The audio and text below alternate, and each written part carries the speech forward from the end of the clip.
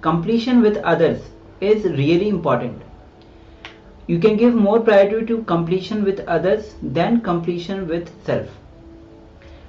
Okay, so now on the same lines, we'll be entering into a small exercise or activity on how to do completion with others. Yes, so what we will do now is we will be identifying all the incompletions that we carry. Let's say in the recent past, we've had maybe fear or frustration or irritation or guilt, something that you experienced deeply.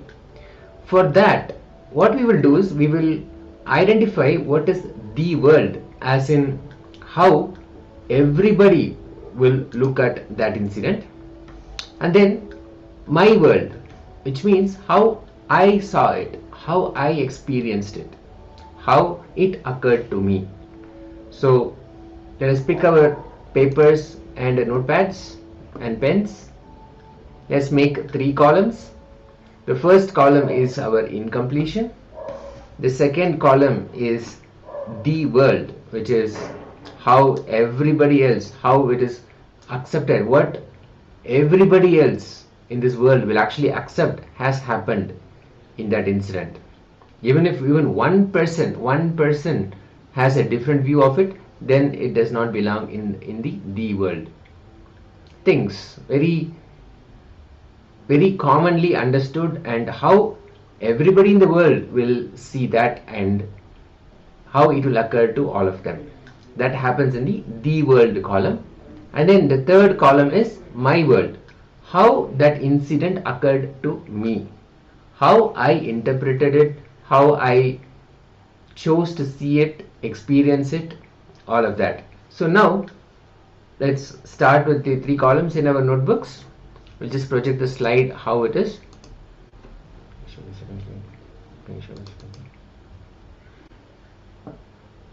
And once you have this, you will be looking at all the incidents when we judged ourselves. So we'll first show how the columns are, and then we'll enter into the steps.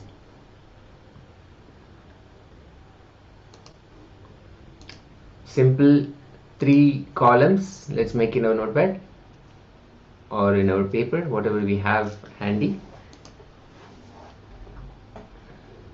Let's make these columns. Yes, it's really important to note down these incompletions. Only when we note down, we will be able to know all these incompletions, the world, my world. It will come into our awareness. Otherwise, it will go as it is already in the subconsciousness. We are not aware of it. Only when you start penning down, you will identify, you will become aware of all the my world, the world, on the incompletions that you carry in all the relationships that you have. So please write it down, make the 3 columns as it is there in the projected, as it is projected.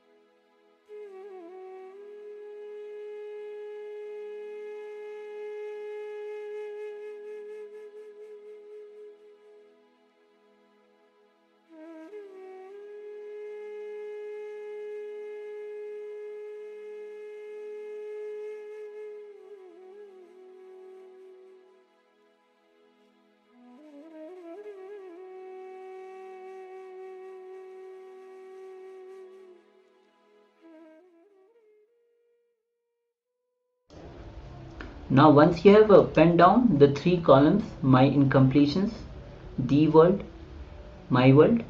The world is the actual happening when the incident happened. What was the factual information? That is the world.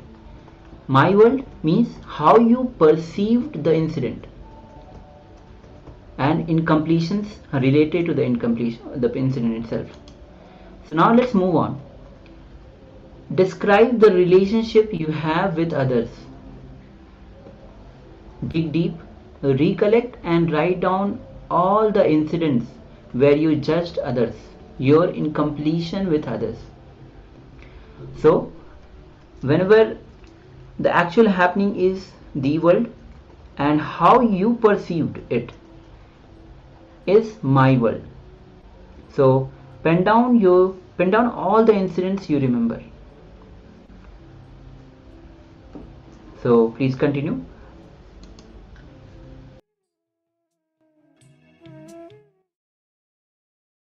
And let us know if you have any doubts, any confusions that you have. Please let us know in the Zoom chat and the YouTube chat.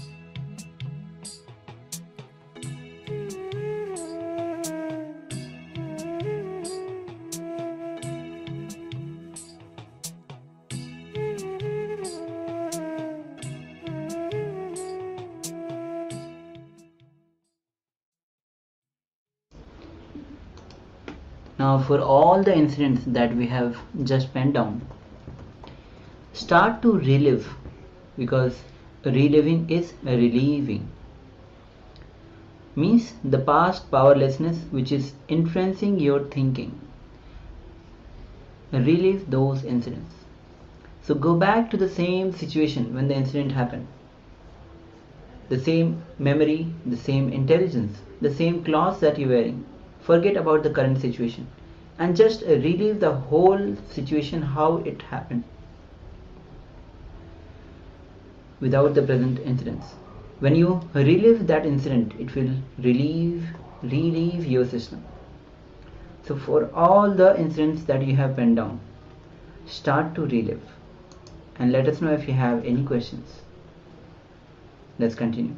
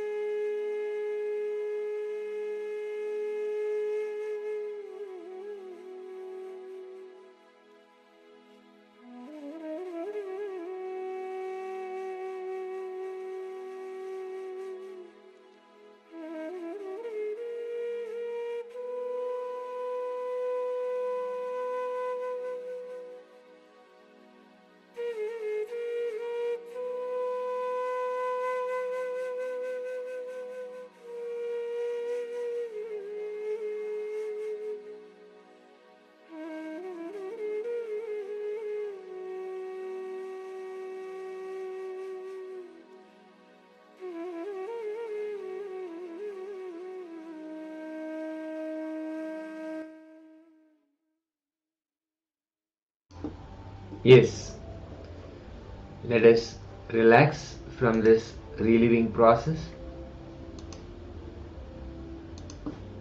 All the past powerlessness, reliving to relieving, the powerful technique of completion, the process of completion. Let us slowly relax from the reliving, from the completion process. Now, Swamiji says, we continue to practice, continue to do this completion process at least for 21 days.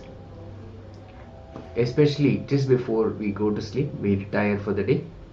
That will be the best time for us to make sure that we bring completion to all the root patterns which actually take birth when we sleep and then they come up alive the next day. So that is the best time for us to do the completion. And then when we go to sleep, all the potential thought patterns, when they take root, they will not have that impact.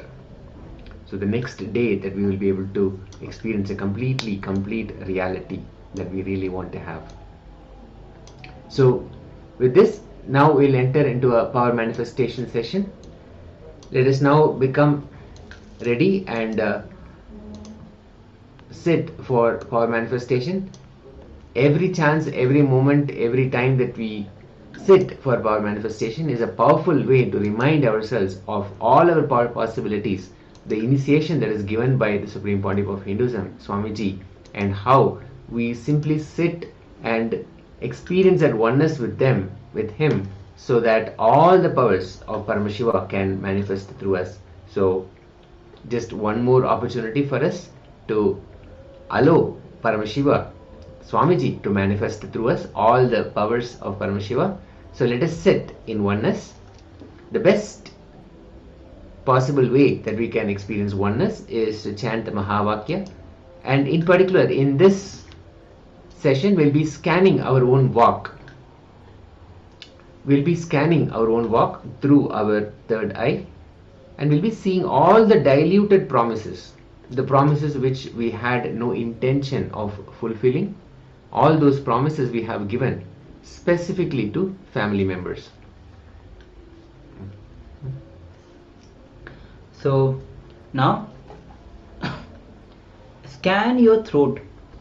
So for this power manifestation, first step is to bring your awareness between the eyebrows. As you can see where the kumkum is, Swami says this is where the third eye resides. It is an intra organ. So bring your awareness between your eyebrows. Connect with Swamiji. Visualize Swamiji in your third eye. And Mahavakya. When you start chanting Mahavakya is a cosmic code that Swamiji has given to all of us, through which we can connect to Swamiji and deepen our connection with Swamiji, and through which we can manifest the powers.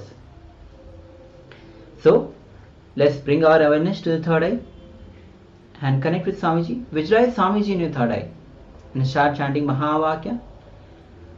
Om Nityananda Paramashivoham. Om Nityananda Paramashivoham. Om Nityananda Paramashivoham.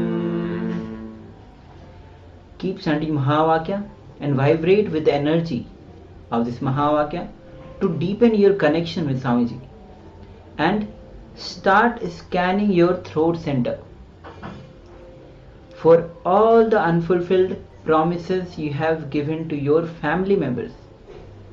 Yes, all the unfulfilled promises we have given to our family members, and write it down.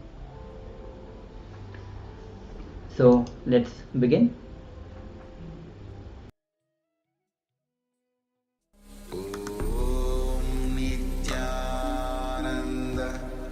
Paramashivoham.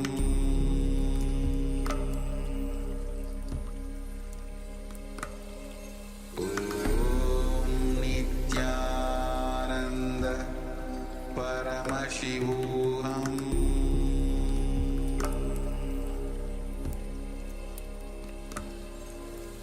Om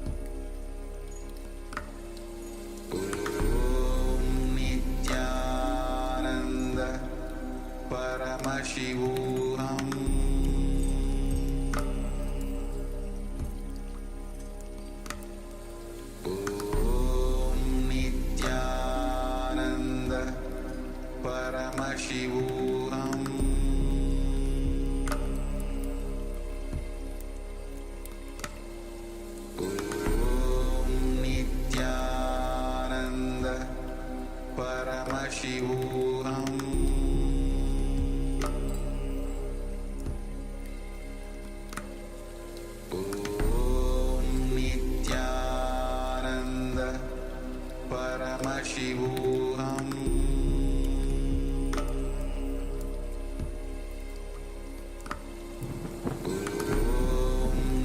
Nityananda Paramashivoham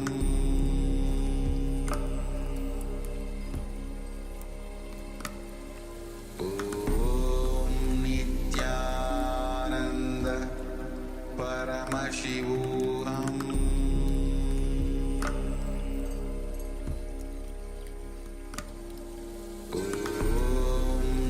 Nityananda Paramashivoham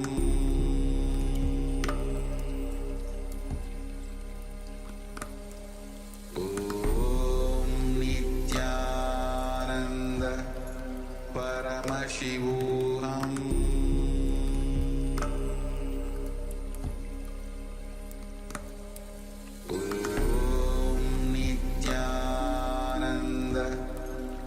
Paramashivoham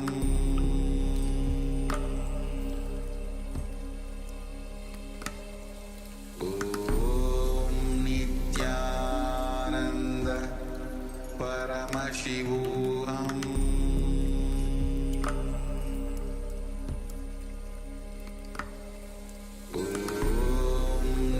Nityananda Paramashivoham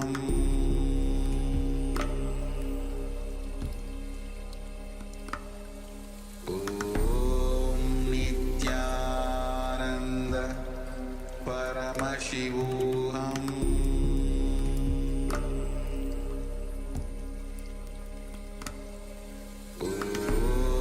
Nityananda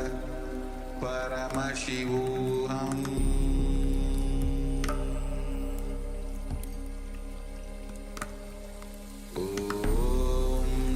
Nityananda Paramashivoham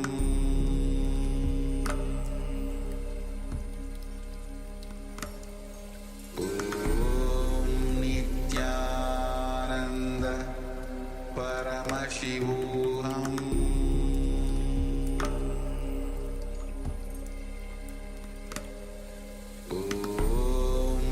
Nityananda Paramashivoham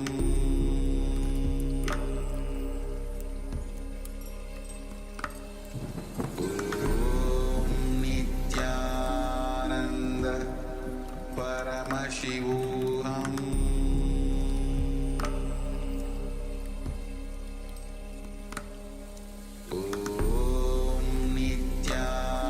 Nityananda Paramashivoham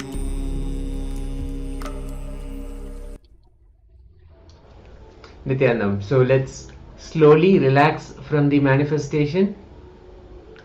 Let us slowly relax from the chanting the Mahavakya. Now, let us consciously complete with all the promises that we have written down, all those unfulfilled promises. Completion is a clear conscious decision to restore our space back. All those promises, when you consciously complete and restore, first with yourself, whatever unfulfilled promises you have given to your family members, first consciously complete. Declare completion with all those promises that you have given.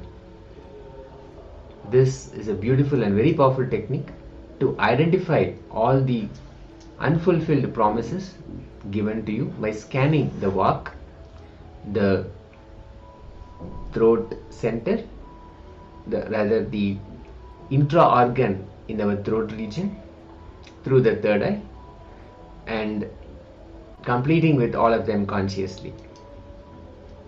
When we complete, the vak gets purified, and through the power of our integrity, whatever we express becomes a reality. It's a powerful, very powerful process gifted by Swamiji. If any of you have any insights that you want to share when you actually did the scanning through the third eye and saw your own walk and all the unfulfilled, diluted promises, if there is any sharing, any insights, any powerful cognitions, clicks that happened for you, you can share with us in Zoom chat while we prepare ourselves to enter into the next segment where we will be receiving powerful cognitions, powerful revelations by the Supreme Pontiff of Hinduism, Swamiji.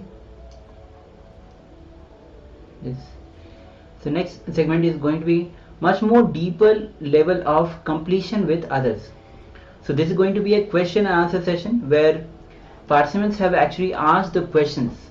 So this you can relate to this segment much more because these are the questions that participants have directly asked.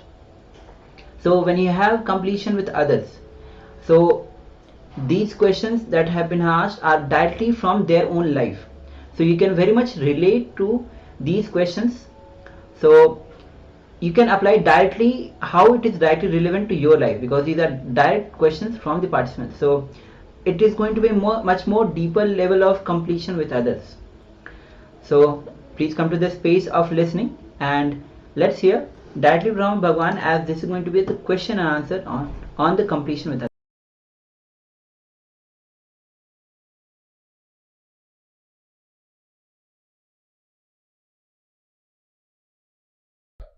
I repeatedly have conflicts in the workplace. That's the greatest challenge I'm facing. I'm not able to work in a place for a long time, say 1 year, 1.5 years, 2 years, because of interpersonal conflicts. I'm not able to carry it for a long-term career. Okay, if I just have to list down as what I hear from the world and what I think about myself. Okay, say it is something like I am trying to be straightforward. Okay, if whatever I think about a colleague or even my boss, I say that this is right, this is wrong, or this is what I feel. Shall I tell you one thing?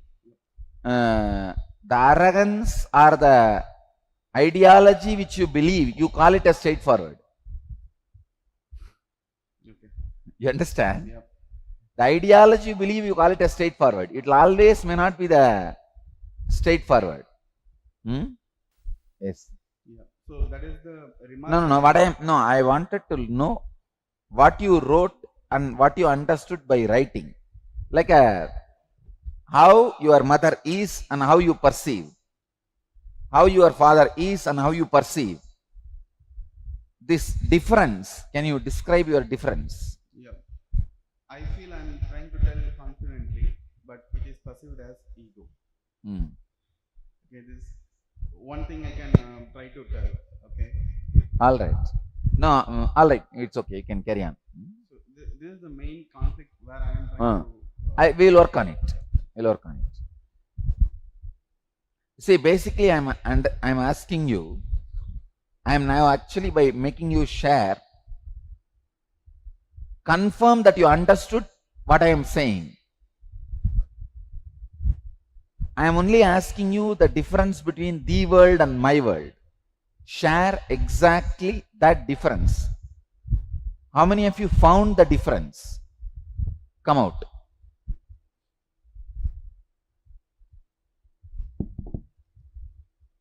Then I'll share it with my own life something. The world. I'm asking my mother, where did I come from? She's saying, I'm the youngest of 4 siblings. Sorry? I'm actually the youngest of 4. So my mother is saying, I already had 3 children. In fact, 1 boy and 2 girls. There was no need of another child. I was walking in the fish market with the family, and in a fish basket, there was this child lying unwanted. Arkum vendade, like, in Malayalam, exactly those words. And that sentence, and she said, we contemplated, should we take this child home? So we said, okay, pavam, so we take her. That is what she said. My world is, nobody wants me, and this is not my mother. My original mother dumped me, I felt kind of cheated. My entry into the world was something cheating, and I said I must. Hey, you should understand how one words directly affect. I have seen in Indian villages they do this. They'll say that, oh, crow brought it and dropped you and went.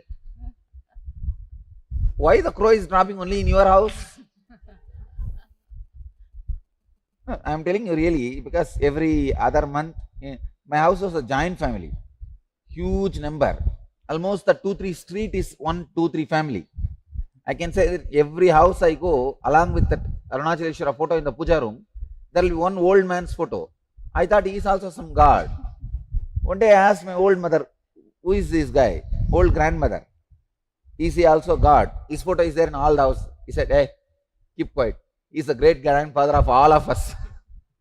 Then I thought one fellow created 4th Street.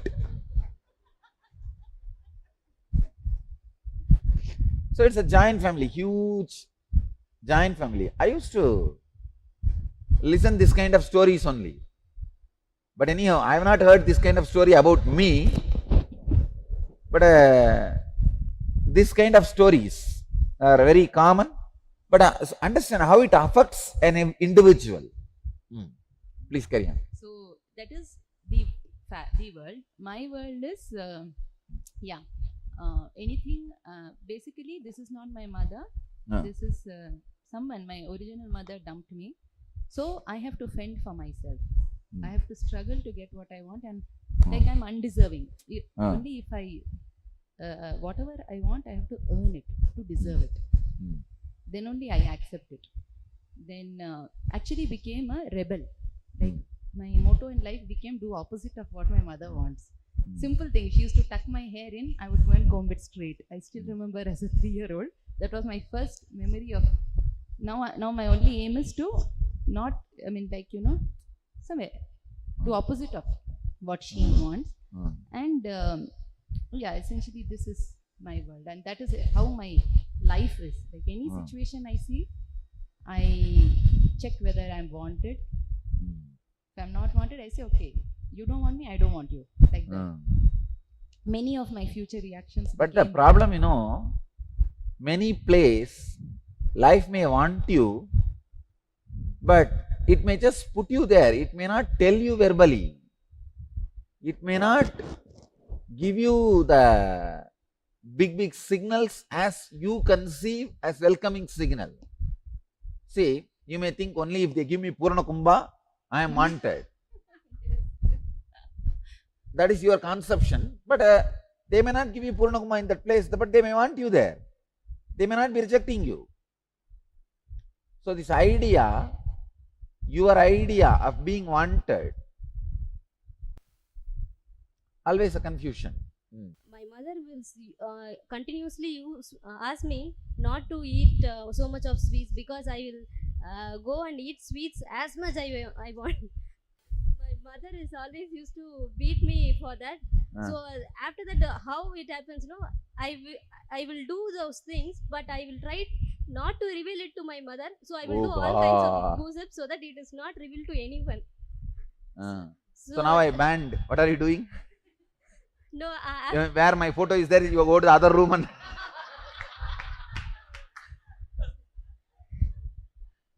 anyhow this fellow is banned. Let me go to the other room and eat.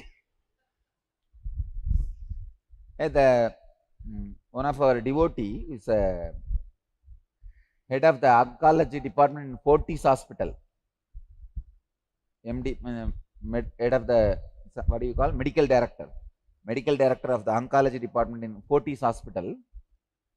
He told me, Swamiji, modern researchers, the recent researchers are proving if you just stop sugar supply to the cancer cells, they die. Nothing else. Simply stop sugar supply. That's all. They die. Especially the sugar which you eat. Processed sugar. He says it's a direct poison, Swamiji. I am giving you one disease report, the cancer alone, because I read that only. He says there are so many other effects. That's the reason I banned the sugar. Of course, after he said, I also did samyama on it. In my samyama, I discovered that as a truth. That's why, that's the reason I brought it to all of you. In all our ashrams, we stopped using sugar. The food which you are having, nowhere sugar is used. Only jaggery, traditional jaggery is used. And my mother will always used to work more for my relatives, and she will tell that we need to show ourselves to go and help them in all the ways. But I was much lazy, not doing all the work. So Sugar and vibhuti, what will you do? I See, at least sugar I can say why you eat, but vibhuti, who made the habit of eating vibhuti? Who taught you? in a small, whenever when they go to temple and take it, whatever remaining they will just put it in the mouth in a small. So I just used to the taste of the. I mean, I was Now, even now you have that habit? No, no. No, after that, once because of my thing, whatever my mother somehow noted that I'm cheating, I'm not telling anything. So they, my mother and my grandma, they both themselves, they planned, they asked me to light the lamp, ghee lamp every day to Pillayar. So after that 1 year, that made me change myself, and I stopped eating the vibhuti completely. And even sugar, I won't have it in the normal coffee, tea, anything. Even right now, I can have it directly. Oh. So that make me realize the power of Ganesha. I mean, with father, he will always ask me to study properly. And even he used to beat me with hands, and if I'm not studying, I need to be out. So that time I will be much shivered and worried of that. Even once I tried to run away from home because in the evening he will ask me to study everything, and he asked me to tell everything properly. So once I did like that. Same way when I went outside, somehow I saw Lord Ganesha, and he helped me to go inside the home. So I came back. Luckily my grandma or grandpa was there, and they were convincing my father and mother not to beat her, so that she will become something. So you saw Ganesha literally? No, I saw the idol of Ganesha which is talking to me internally. So that makes me. But after that, when I realized, I wanted all of you to understand, don't think these are illusion. At that age, you have the capacity. After that only, when you start suspecting, you get disconnected. Let me tell you from my life, one experience. One of my uncle, he somehow wants to make my parents beat me. He hates me. He somehow want to put me in some trouble. So he got on Rudraksh Mala and told me, please you keep it. That Mala has 54 Rudraksha. I'll come back and take it from you. You sit here itself and take care of this. I have to go urgently somewhere. He went and came back, maybe after 1 hour.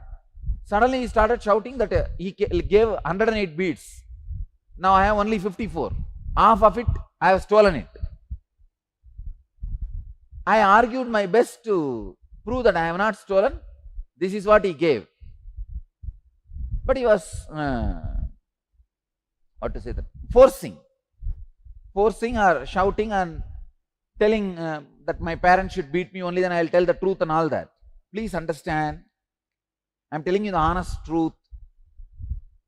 Just that the personality, my energy, it took such a wild turn. I just said, you wanted that 54 Rudraksha only, na? You took it, you say I have stolen, na? Come on now, hold it. I did something, first time I materialized. Please understand, when she says she saw Ganesha talking to her, I will not laugh. When she says I ate vibhuti, I will laugh because I can't relate with it. When she says Ganesha spoke to me, all of you have that capacity. Please catch this truth. When the kids come back and tell you the angel stories, some angel appeared, some angel saw, they spoke and all that, don't brush that aside as a lie or a false. Try to listen. Try to listen. And one more thing, There are many researches are proving kids are living with reality than you. There are many researchers proving kids are living in reality than you. First time in my life I materialized. And one more thing, that time I have not learnt properly as a technique or a process to materialize and all. Just my wilderness came out as a power. And after materializing, even I started crying.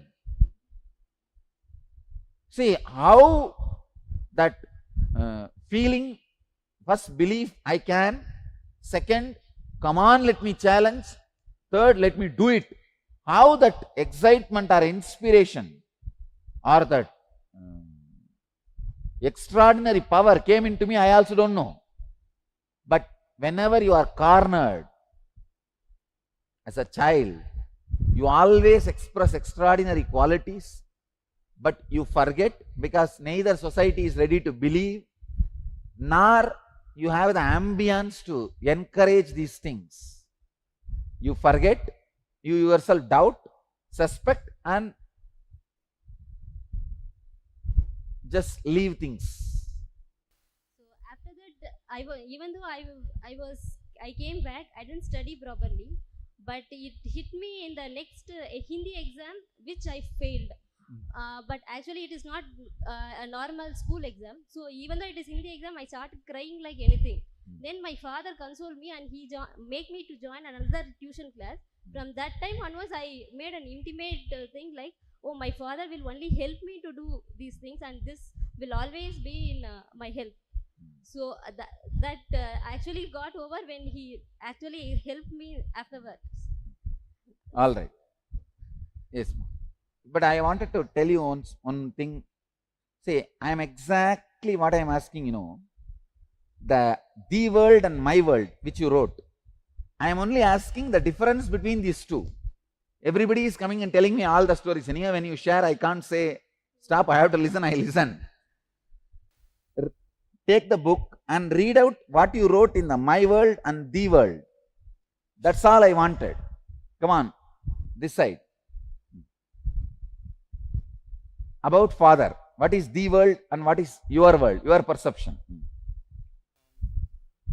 I did not get any clear idea about my father or my friends, but I have got some idea of my relationship with my mother. My mother, she in reality, she always take care of me. She works only for my family. She always look forward for my growth, and she foresees what I need, and she works towards that. But what I feel is, she is the barrier for my growth and in my life. Whatever activities she is asking me to do, those things I feel as barrier for my growth in my workplace or in my personal life, wherever it is. So that is one thing. All right. You understood at least. Yeah. You are able to catch it. Go ahead. Swamiji, when I did the exercise, I'll talk about my husband who's also here. The world, really I couldn't do anything more than list his name and his height and simple things like that. But when I started to look at the my world, I realized that there were all sorts of things which went back to really how the relationship with my mother and my father were. My mother always felt that my father didn't look after her, or that he was really too nice a person to really deal with the regular world out there. And I realized that I had unconsciously formed all these beliefs about my husband, which were completely not true when I looked at the world. All of you understood? Come on, let's go to the next city. She exactly got the point. See, basically I wanted you to understand how the gap between the world and my world creates so much suffering for you.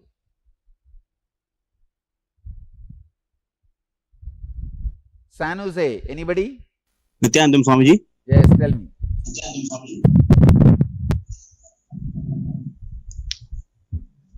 Can I say? Please tell me, carry on. Yeah. So, with regard to my mother, for the world, I had, she's a hardworking, loving, responsible, and very caring person. For my world, I felt that I always feel that she's very controlling. She never allows me to make any decision. Do you understand? And she always overrules me whenever I come up with any. Do you understand how your misunderstanding about your mother has disturbed your relationship with her? Yeah, I do. I do it every time. See, now the only way to heal is call her back. Call her. Okay. And talk to her. Understand? Complete your unfulfilled karma. The hangover pattern you have, complete it. This for everyone. All the relationship is unfulfilled karma. Only when you complete it, the karma leaves you. Till then, you will have this pattern. Every new, for example, you have a unfulfilled karma with your friend. Every friend you create, you will replicate the same pattern. You will replicate the same pattern. I am telling you, you will replicate the same pattern. Your misunderstanding with your mother or father leads to misunderstanding in all your relationships of any woman and men in your life. Any unfulfilled karma you carry from your father, on all men you will project the same. Any unfulfilled karma you carry from your mother, on all women you will project the same. From one friend, if you carry the unfulfilled pattern, on all friends you will project the same. Till you complete the pattern, you are going to suffer with it. I tell you, you need to complete the pattern. The root of all relationships in your life starts from your mother and starts from your father. So complete with your father, with your mother. You will liberate yourself from that karma. I tell you, if you complete with your mother, suddenly you will have a completion, fulfillment with your wife. You may not even know why, because the pattern is broken and the unfulfilled karma leaves you. Same way with your father.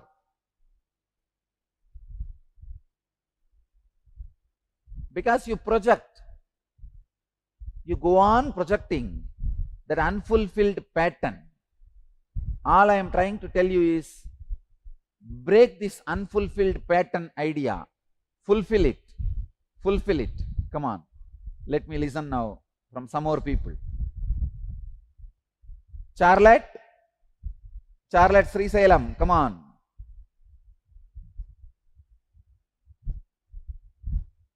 Tell me, what do you want?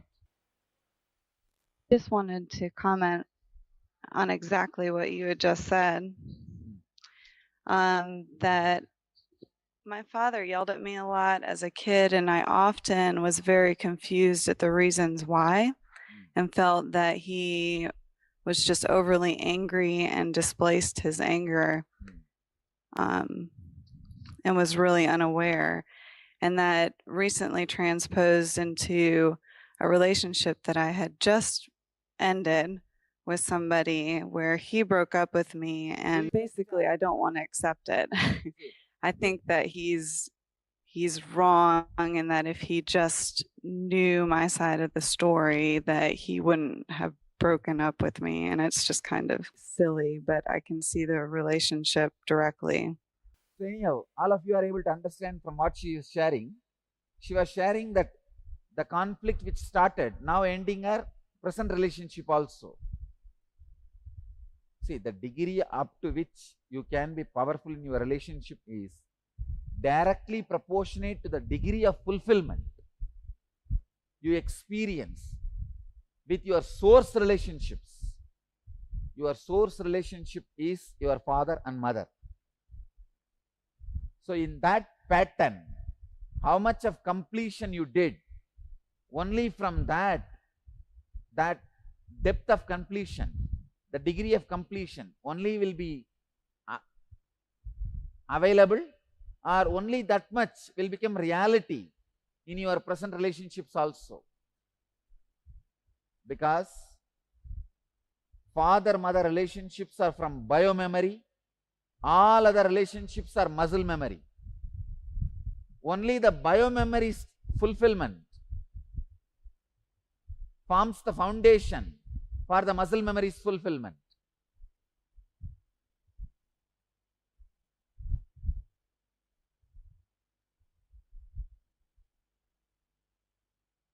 Let me listen stories from Biddi people.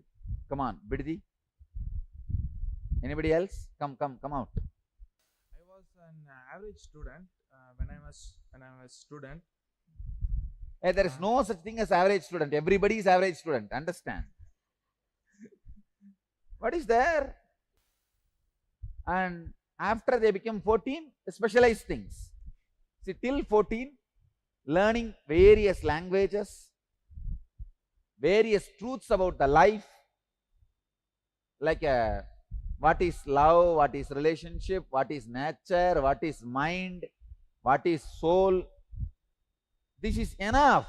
14 years, kids should learn only these basic tools. After 14, ask them, you want to become a doctor? Go, medicine. You want to become engineer? Go for that. You want to become lawyer? Go for that. After 14, let us decide. Till then, let us leave them to live. See, some guest comes to your house. At least give them a coffee, let them settle down, then beat them. The moment they come inside, you lock the door and start damal, beating them inside. That is the way it feels like. The moment child comes to your house, you just lock the door and dump. First 14 years, stop educating kids. Don't torture them. Don't take away the joy of this whole world. That's a time the kids needs to be infused with joy. Just simple joy needs to be infused, nothing else. But in the first 14 years, the suffering you teach, you make them believe life is suffering. And I tell you, after that, anything you give, life is suffering. I just feel so blessed. I was born in a village where school is not forced on me, education is not forced on me, life is not forced on me. And I really wanted to retain at least that one Tiruvannamalai the same way. So that if I want to come back, I'll have a place, happy place to come back. Really, teacher who is teaching will not know what is in the book. After 14, ask them. See, by 14, they would have been so filled with life and joy in their biomemory, they will be ready to do anything for you. They will be ready to do anything for planet Earth. You understand? You see, first, the layer of biomemory you build, muscle memory you build in the children should be joy. Morning, get up, early morning, and bend your body, prepare your body to live in excitement, and live in excitement, go around, see places, see things, pick up on your own, using just your 5 senses. 14 years is not too much time in 100 years life. I am telling you, my Gurukul kids, just day before yesterday, I was given a demonstration. 120 items they are remembering. Just if you utter the word, that's all. You utter 120 word, not a sentence. Just yellow, moon, darkness, star, parapet wall, camera, some random words, snake, all mixed together. It doesn't need to be animal or vegetable or one brand, one color, one thing. All put together. You tell 120 words. Simply they are remembering. They understand the power of memory. See, I was given more a Vedantic training, but never a systematic training to awaken all my dimensions in all spheres of life. It is and they don't have any monthly examination, or yearly itself they don't have examination. What about monthly? No, all of you know that in my Gurukul, we don't have examination. Only the 14th year, a child attends examination. Till the age of 14, no examination. But we are excelling more than outside kids. When they go to the 10th examination, all of them are above 90, above 90%. No textbook, you know that. In my Gurukul, I don't have textbook. I want to create a human being. I don't want to lock the doors and beat you left and right. What kind of a lifestyle? The children come to you and take bath, and come on, you catch them. And you torture them so much, they become demon. I tell you, if your children are sending you to the old age home, you are responsible. You send them to school. That's why they are going to dump you in old age home. The first 14 years, it should be left to live. Live. It's too early, as if all the fellows educated are productive immediately the day one or what? No. First 14 years, a child should be living. Come on. Then we used to have a parents meeting. That was really headache for all of us. And like teachers used to question why he or she has scored less marks and all. And parents used to say he is not at all interested in studies or something, or he keeps watching TV or playing, and he does all nonsense kinds of things. And all of you should know, all my kids are living not only without TV, they don't even ask for TV. I gave them option. I told them, you can have TV. They said, no, we don't want.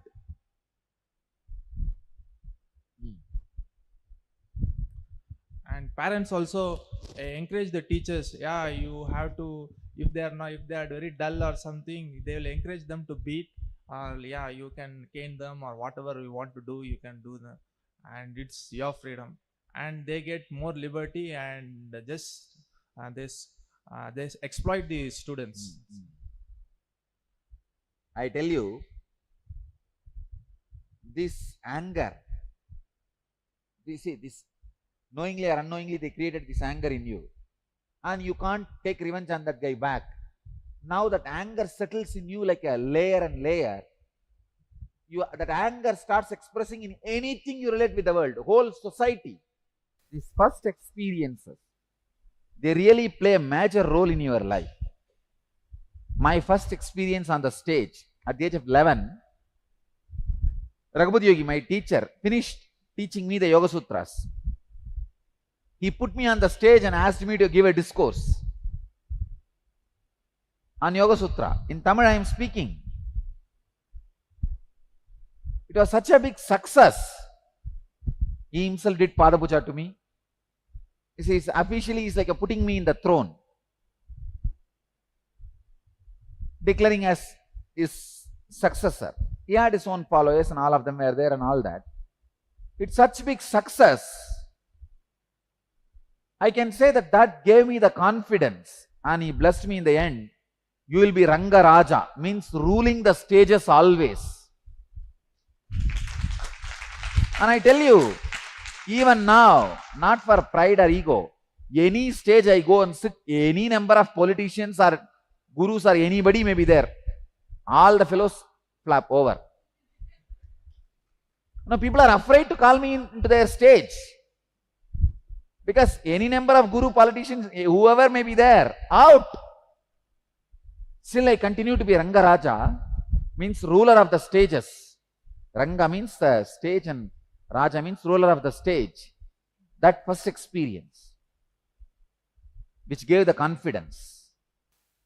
It's true, the first experiences are really, really, really powerful. Come on. Let me listen to, come out. Nityanandam Swamiji. Give me exactly difference between the world and my world. I'll give you. I have got my experience in a little bit different kind of note. Especially after attending this Inner Awakening in 2009, when I think I have attended few more programs. When you ask us, you just write down this kind of thing. Because of so much of unclutching, it has just happened like this. Really, I can't find anything actually good, bad like that. See, actually, so I can say, if you already started living unclutching, then it's an initial level program for you. So actually, about me, when you asked here to write, I just found this thing as my, what do you call, the world. In my childhood, my grandfather used to have satsang at our home. I used to be a small kid. He used to keep me on my lap. So by hearing those things, now I remember, then my grandmother used to do this worship of Shiva, Lakshmi, Saraswati, all these things at our house. And also she used to put a flower on my head. You are also God. I started carrying that feeling as I am also God. So in any kind of games and all, I used to say, I am God, I am right. So this kind of thing was going on, which definitely showed up in my school days, in my college days, till the time I met you. And then comes my world. My world I just wrote like this because I'll have to look at the words. It cannot just flow like that. Something flows inside. My grandmother used to tell that you are God. So it actually, probably ignited some ego. So I never formed any impression about myself. In fact, in my life, I was just flowing like a piece of straw in river Ganges. And it is not that I was scared of finding what is that I am bad or what is wrong and what is good. But I just could not stop flowing because simply I loved flowing. Till the time I met you, I had the first impression about myself. When I met my Swami, I found myself flowing with tears also flowing down by the corner of my eyes. Okay. Nityananda. Come on, this side, somebody. Anybody?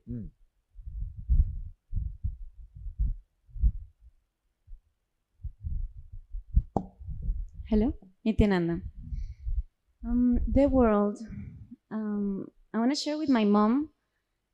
She's a very loving mother, and she got divorced when I was very young.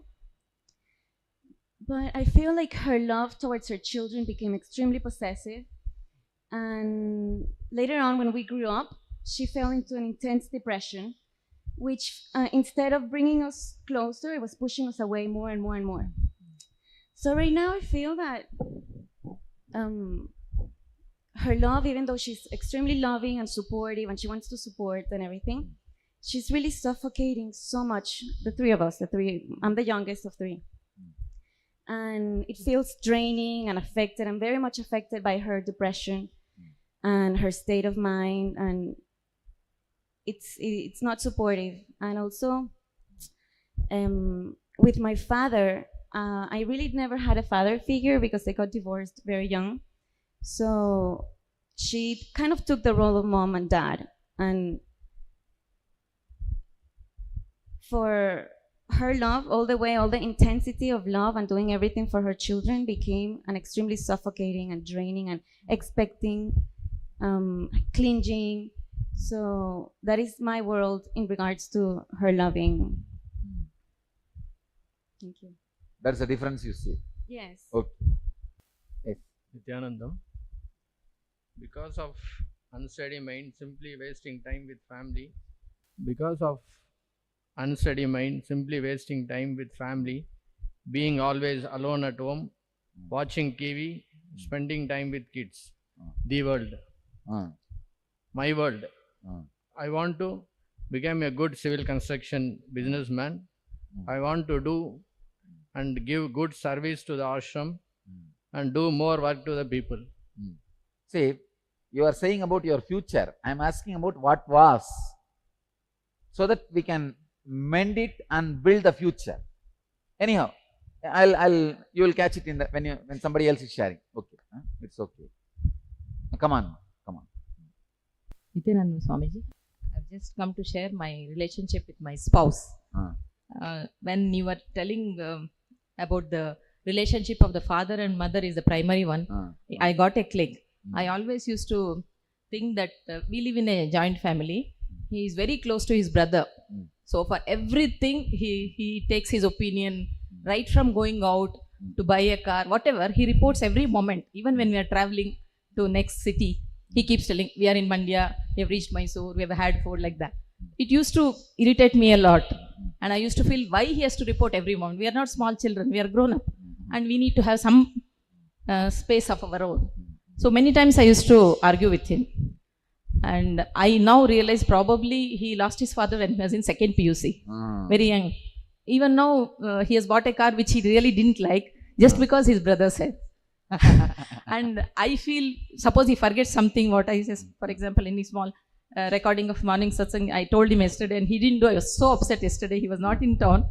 On phone, I just, see, you always forget whatever I tell, but you remember everybody else's.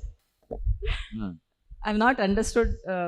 I've tried many times that this one relationship is one which is bonding me. I'm not able to get out. I told him this one engram, my possessiveness about you, I don't know how I'll come out. I've told him many times. I still am not able to come out of this one relationship. So. All right.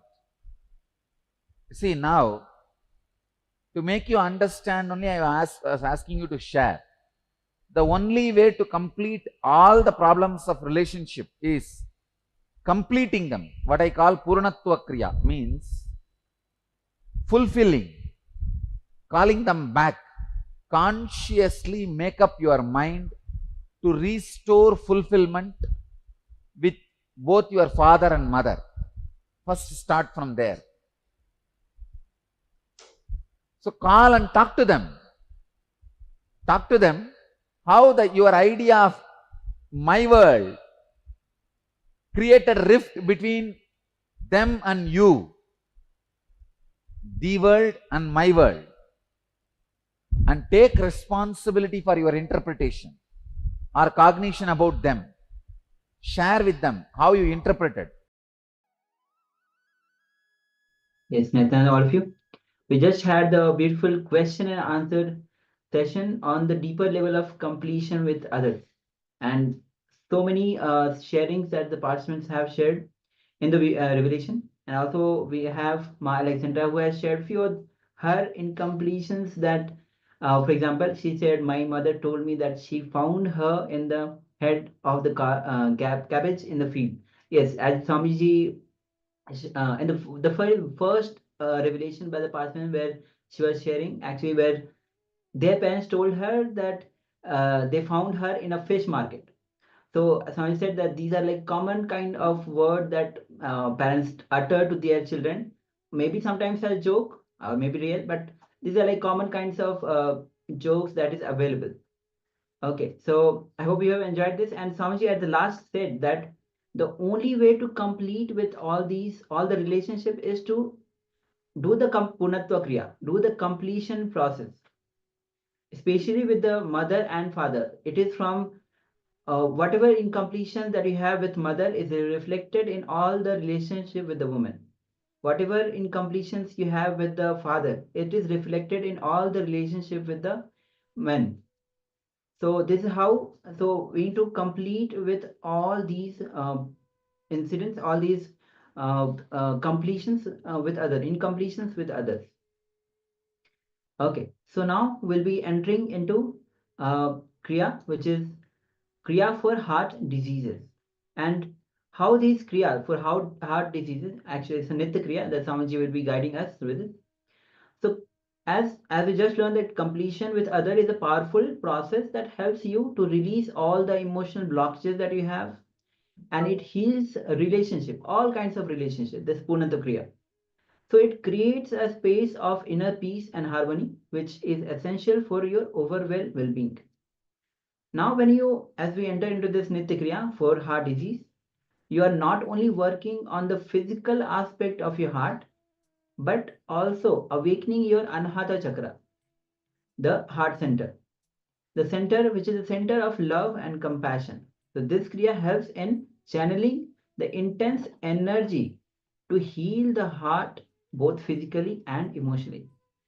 So by achieving completion with others, you remove negative emotions and stress that can contribute to the heart disease. The combination of emotional healing through completion and physical healing through this Nitya Kriya, which we are just about to enter. Swamiji himself will be guiding us. This will create a holistic approach to health, allowing you to experience a true well-being in both body and spirit. So let's begin. And of course, because it's a Kriya, so it's recommended that all of you sit in a space where actually you can perform. As it's recommended that you sit on the floor and find a proper ventilation, because it will involve few asanas, kumbhakas, bandhas. So requesting all the participants to find a place where they can actually perform this Kriya. So let's get ready. And let us know once you are ready with the for the Kriya to begin. We'll continue. And all the participants, Lizzie, Wang, Vivian, Me, John Han, Kong, Xiaolon, all of us, please switch on your cameras and let us know if you are participating in the Kriya. And Rajendra, please can you give a thumbs up if you are actually doing the Kriya? Okay. Alexander Ma, Shkanda gives thumbs up. Ma, Alexandra, if you are performing the Kriya, let us know. Okay, great. Ma, Nit Aghor Sarupini, are you there, Ma? Please be available in the camera. Okay. So let's enter into the Kriya itself. So sit with the head and spine straight line to receive the Swamiji, as it's a guided Kriya. So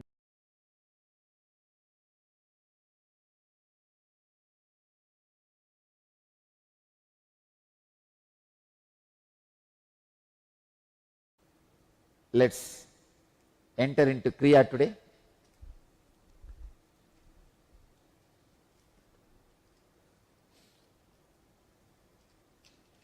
Today's Kriya is for the cure for all the heart diseases.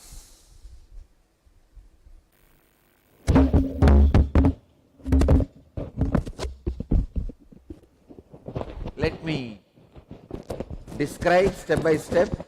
Actually, I am doing so much of work on the body. I am evolving a new way. The Western fitness and the Eastern Kriyas. For example, in the app coaster, when you work, do the Udyana Bandha and Jalandhara Bandha, your abs also will be worked out. You will have a six-pack and awakened 6 chakras. Now, please, this is a cure for all the heart diseases. As I said, even if you don't have heart disease, do this Kriya, it will awaken your Anahata Chakra. See, through this Kriya, intense Kundalini is awakened in you. If you have heart disease, that energy will be used to cure the heart disease. If you don't have one, that whole energy will be used to awaken your inner heart, the spiritual heart, the Anahata Chakra, heart center. Come on. First step, Vishrakasana. दो पागां की येति जो ज्योतापानों वानों पुनीहो गोता चंको आतारकरी रागई आजीवह ऐसी विदितागे.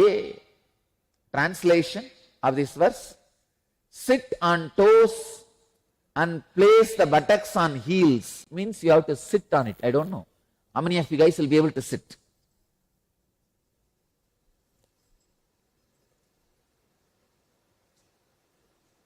Spread knees sidewards on the ground.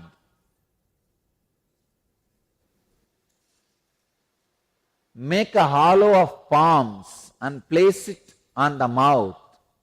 Please understand like this. Keep the thumbs under the teeth and close the lips. You see, keep the thumbs under the lips and close the mouth. Please understand. Keep the thumbs under the teeth and close the lips. Fix the gaze steadily at the tip of the nose. Inhale through the right nostril. Exhale through the mouth. Please understand. Let me show you.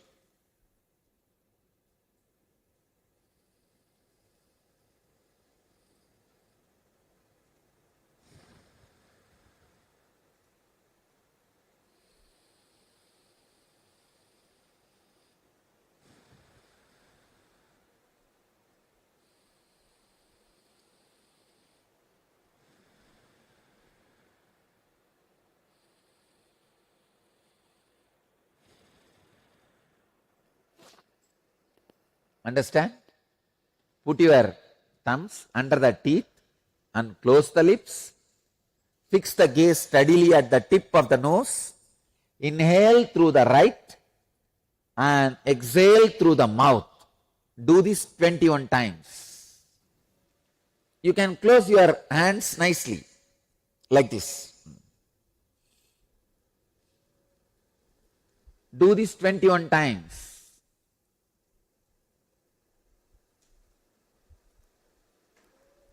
Inhale as much as you can. Exhale as much as you can. Deeply.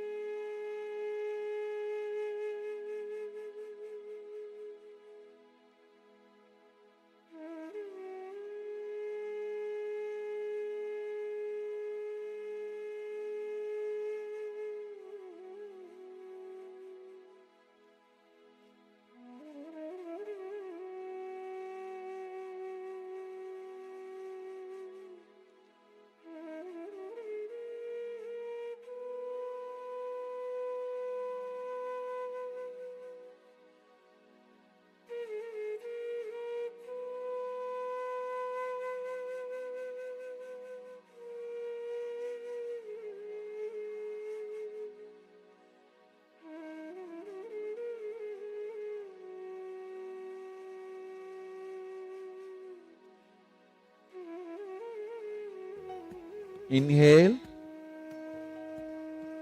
as slowly as possible. Exhale through the mouth as slowly as possible. Inhale through the right nostril as slowly as possible. Exhale through the mouth as slowly as possible. Understand? Through this process, the prana you are sending inside the body directly goes to the heart center. Do it at least 21 times. When you do in the house, every day, do it 51 times.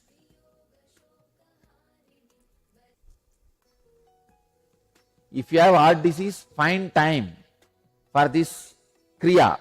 Otherwise, you will not find time even to live.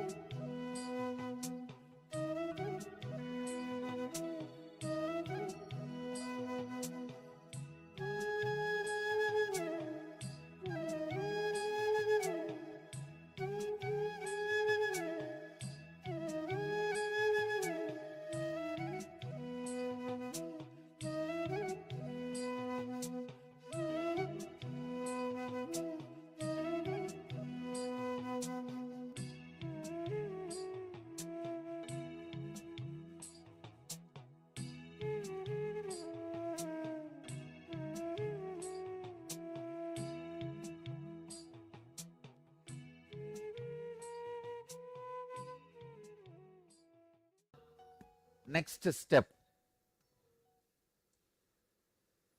Ajapa japa. Sit in the same posture. Let me read the instruction. Mooladare yata ansaga tatahi hriti pankache tata nasabuta dvandve tripir hamsa samagamaha. Understand? Sit in the same posture. Visualize the right nostril breathing is going inside as hum. Left it is going down as sum. See, inhale with hum through right nostril. Exhale with sum through left nostril.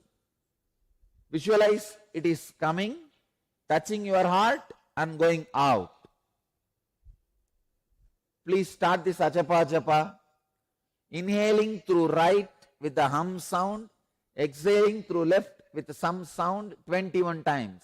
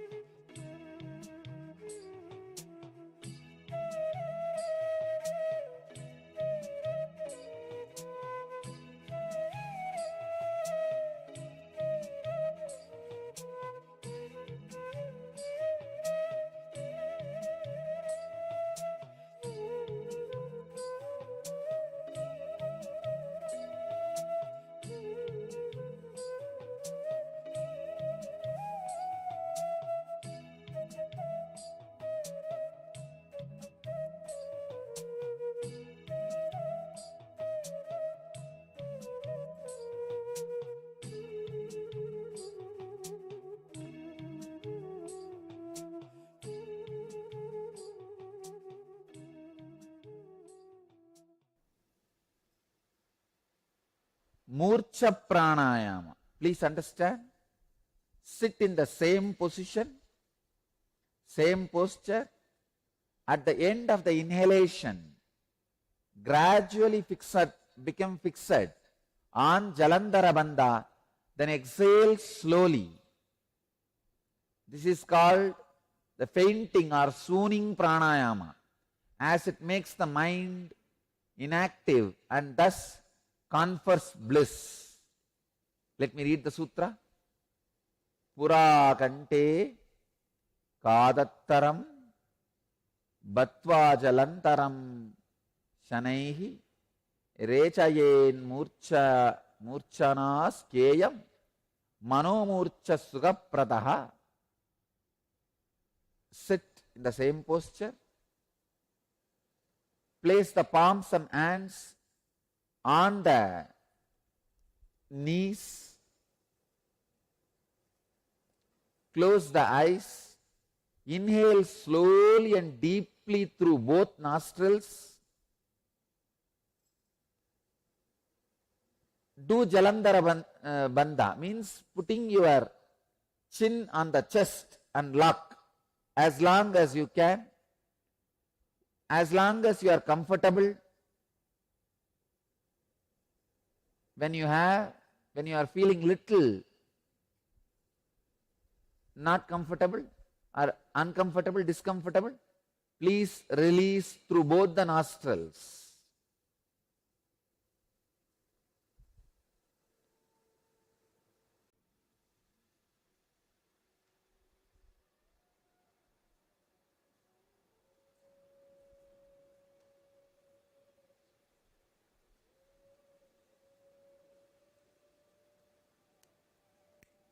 Do this 21 times.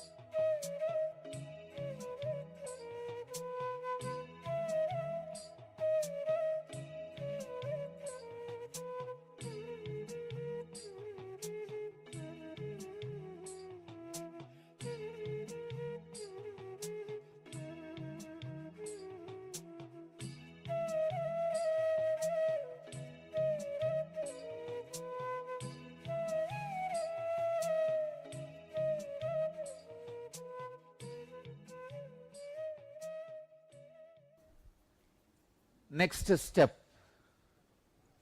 Let's go to the next step.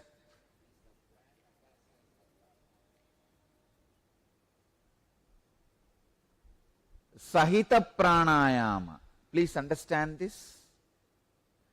Sahito vivitata proktaha sagarbascha nirgarbaha sagarbo bejamucharya nigarbo bejavaritajaha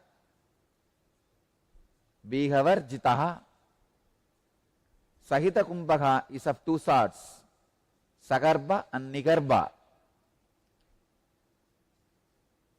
The Sagarba is performed with Bija Mantra, Nigarba without Bija Mantra. Understand? Inhale and hold the breath inside with one Bija. Hreem, Hreem, Hreem, Hreem, Hreem, Hreem, Hreem. As many times as possible. Hold with this, repeating this Bija in the mind. When you can't hold anymore, relax. Do this 11 times. See, I am awakening all your subtle energy centers so that any heart diseases you carry completely gets healed. Please start doing. Don't use the fingers now. It's only supposed to be done just with the power of the sound. Like a inhale, reem, reem, reem, inside, not verbally. When you can't, relax. Do it.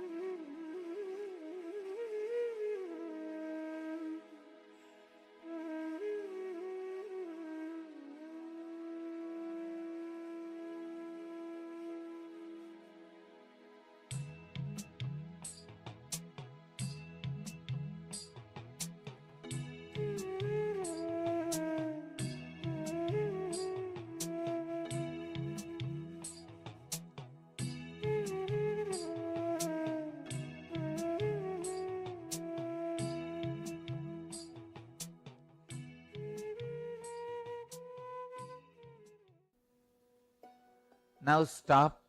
Next step, without that sound Hreem Kumbhaga, just inhale, hold and release. Inhale as long as you can, hold as long as you can, exhale as long, as slowly as you can.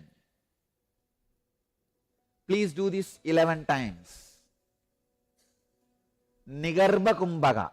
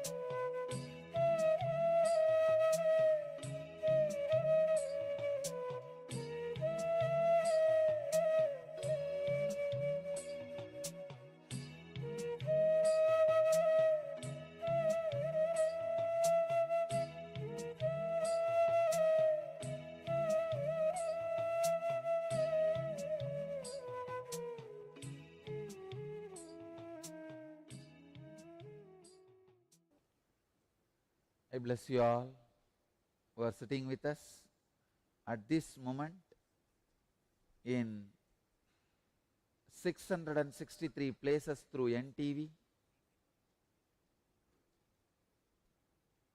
19 places two-way Nayanadiksha, in 226 cities, in 20 countries. Let you all achieve, experience, live, express, radiate and share the eternal bliss, Nityananda. Thank you.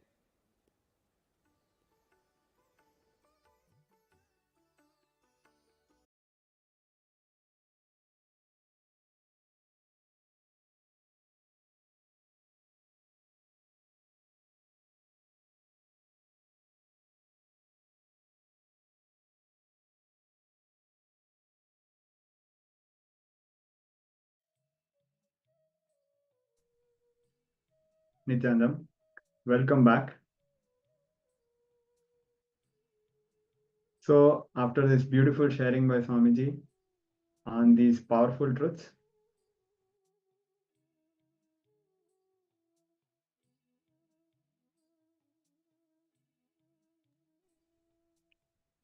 we'll be moving ahead with a extremely powerful and touching story and revelation by Swamiji. It is about Swamiji's completion with his mother. So as we are going through Navaratri right now, the festival of Devi, it is a very beautiful time for us to connect with Devi and the manifestation of Devi in our life, the first manifestation in anybody's life, our own mother, and how Swamiji completed with his mother. It's a very beautiful sharing. So now let us move ahead with this powerful and beautiful revelation by Swamiji.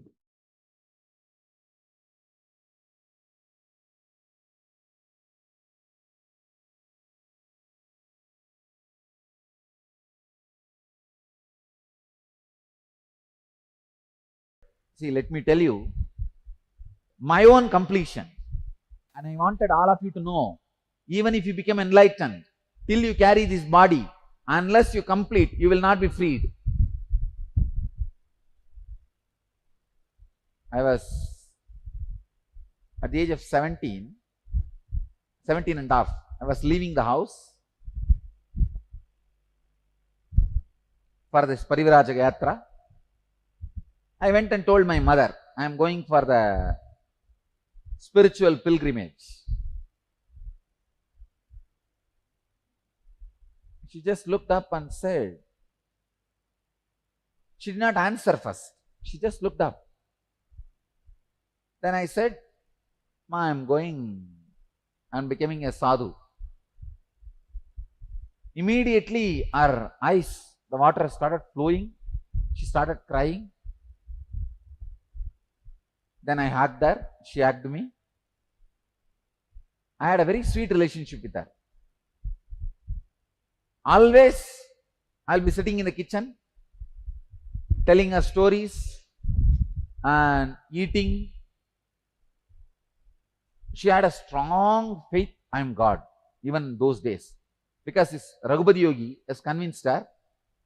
See, in Orthodox homes, when they cook for deity, they will eat only after it is offered to deity. They will never allow children to touch, or they will not touch. But anything my mother cooks deity, I'll eat and she will never tell me don't eat. And after I ate, she will put it for the deities. She was very clear that I am some way spiritual or extraordinary. Very close relationship I had. Till the age of 14, I slept with her only. Till the age of 14. And I had the problem of bedwetting. Really. I'll fall into samadhi. Later on I realized it is samadhi. At that time it was a problem. All the school kids will make fun of me. Once in a while I go to the school. And this is one more reason for me not to go to school. I'll come back and tell, no, they are all laughing at me. See, anything happens in your house, school will know, because it's a small village. And It's a giant family. So early morning they will bring the bed and dry it on the top of the rooftop. Then whole world knows.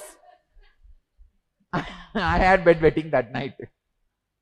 She asked me and I asked her, and then finally I asked her, what do you mean by crying?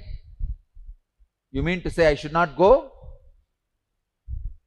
She did not tell I should not go. She told me, no, I cannot stop you. I am not able to tolerate, so I am crying. That's all.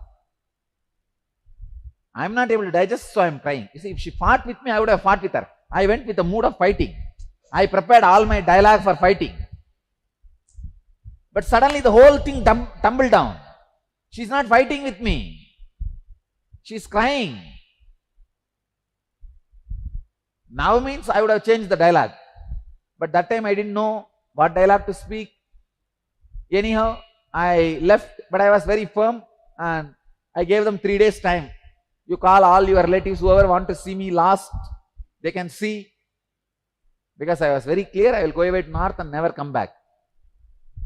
And it's almost like a big ritual. I was seated in the sofa in the center of the house.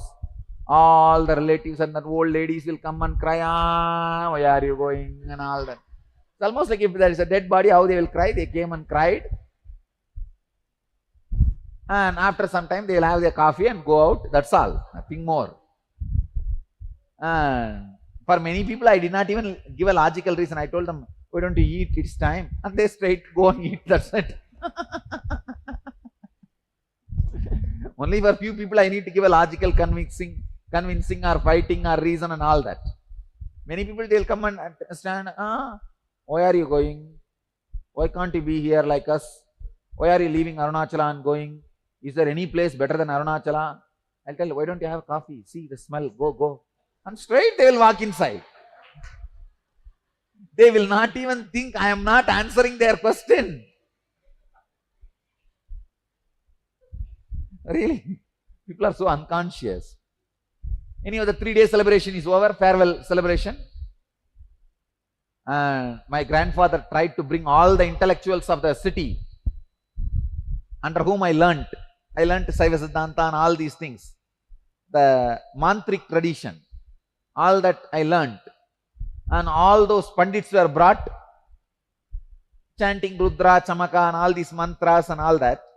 So all those pandits are brought, Tamil and Sanskrit pandits, and they were all sitting and advising, long, big lectures. Finally, usually whenever they come to my father's house, my grandfather's house, they will receive 11 rupee dakshina. I told my grandfather, Papa, they have finished, why don't you give that 11 rupee? And they took the 11 rupee and went away. Anyhow, I left the house, became enlightened also. In my search, so many things happened and I achieved that experience and all that is over.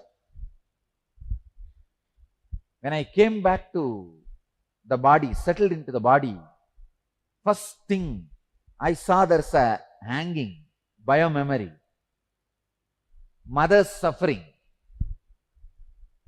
Understand, she never fought with me. If she has fought with me, I wouldn't have had any hangover.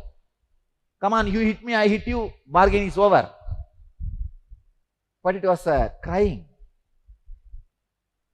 The moment I settled into my body, I tell you, Diwali day, I settled into my body. Next day, I was in Tiruvannamalai to meet my mother. It's like when a woman delivers baby, how the body will be very fragile. That is the way my body was there. So I was just walking and I saw my mother in the temple. I was sitting in the temple, I did not go to the house. As a sadhu should not go back to his house, I was sitting. I have already taken sannyas also. I am with a kavi. The temple, some relatives saw me and they recognized me and they asked me, can we inform the house? I said, oh, okay, you can inform. And she came to see me, and then when I told this to her, she said, no, Swamiji, I can't disturb you, but I could not tolerate, so I cried. Only when I again hugged her, see, first time when she hugged me, before she could take her body out, I took it away. That incompletion was there. This time, till she took her body out, I was hugging her. I can say that is my completion. Only when I completed, understand, even I settled completely in me. Even if you get enlightened, unless you complete, you will not be able to settle down. Even if all the engrams are burnt, the body, the biomemory which you are carrying to function, that retains the incompleted pattern.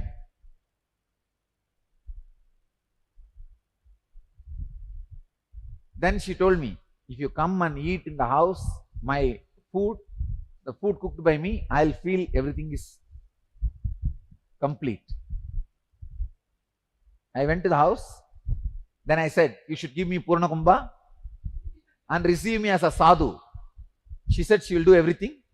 And she went and organized Purna Kumbha and all the things necessary to receive a sadhu. And when a sadhu comes, how you are supposed to wash the feet and do the Pada Puja in the outside the house and receive it Purna Kumbha. She did everything. She organized everything. As per the tradition, your mother is not supposed to touch the feet of even a sannyasi. So my father did the Pada Puja. When my mother bent, I said, no, it's okay, let him do. She said, no, you are not just a sadhu, we know. You are an incarnation. You are a divine incarnation. She did the Pada Puja. I can say that first Pada Puja after my enlightenment, I received it from them only. And I went to the house. They put that banana leaf. I sat on the ground. She served the food. I ate. I can say, with that food, I digested that unfulfilled, incomplete pattern also. Understand? The main reason why I am telling this, when you, in this break, next break, complete. Only when you call and take responsibility for your perception and complete and fulfill that, complete the relationship, make them understand.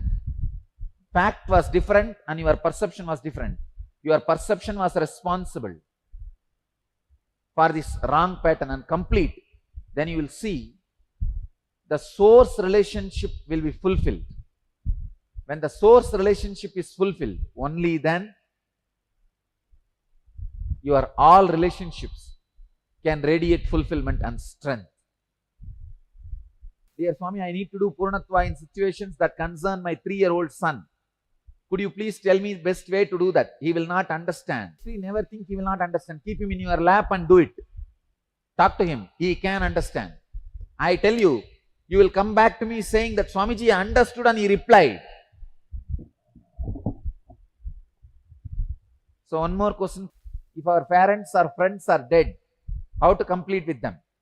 Write a letter to them. Sit in front of the wall. Invoke their presence. Do the Prana Pratishta. Invoke their presence and read out this letter to them. See, the thing is, like, my parents are not there with me. To be frank with you, I came for N Health program. That time, that is one of my prayers that I should get united to them. It was my ego that was stopping me, thinking that I have done the right thing. You don't even need to use the word strong word ego. Your perception. Okay. So that didn't allow me to talk to them for all this 2 months time. See, the incident which I recover is way back to my childhood, as it is for everyone. Basically, I didn't have the basic trust on my mother that she hides things, okay, and she might act against my interest has been deep rooted in me. The incidents, for example, in my childhood, even till the time I went to college, I never used to take this buttermilk or curd or anything like that, okay. If in my childhood I could recollect incidents like she used to mix that with rasam and try to give it to me. I hate that taste, okay. I hate that taste. But she would have done it for your health. Yes. I hate that taste. And once it happened, another relative girl, after taking this kind of food, she gave me the rice with just rasam. That tasted good. And I asked her why it is like that. Unknowingly, that girl told, no, your mother is mixing with buttermilk. Okay. So I asked her, are you doing that? She strongly said, no, I'm not doing that. It happened twice, thrice. Okay. Finally, I realized that she is actually doing that the moment I asked her to mix rasam with buttermilk and just to mix it with rasam. Okay. She got, she did the couldn't research. say anything. Yes. So if what I'm saying is, and I could recollect one incident, like one relative visited my place. There was a Rajinikanth movie going in my nearby theater, and there was an exam. I went for the movie. I couldn't prepare properly, and I failed in that exam. And when the results came, actually, she is also a teacher in the same school, and she is actually walking behind me. I didn't realize that. And I was just on my way to my home, and there was a shop that is coming up with nice paint and things like that.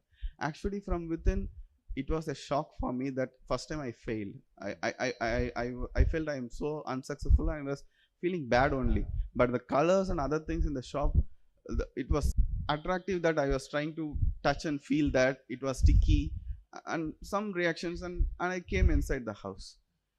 After I came inside the house, when I was not normal, she asked what happened, and I showed the things.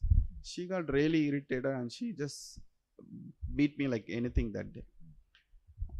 And I was hurt, and by the time my father came, I was still in that mood. And when everything was told to him, my father was trying to support me, saying that, I think you have hurt him so much, no? He's not okay. That moment, the word she was trying to say is nothing like to make up a case kind of thing. I felt really bad, okay? You saw me from behind, okay? And I was truly feeling hurt. Instead of giving me support, you doubted my thing that, and people becoming insensitive to you. Yeah. So right from that, if I see the pattern, even few years back. But you need to understand one thing. People don't need to support you. Understand? It is completely wrong expecting support from people. Understand, human beings are orphans. You came alone, you are going to go back alone.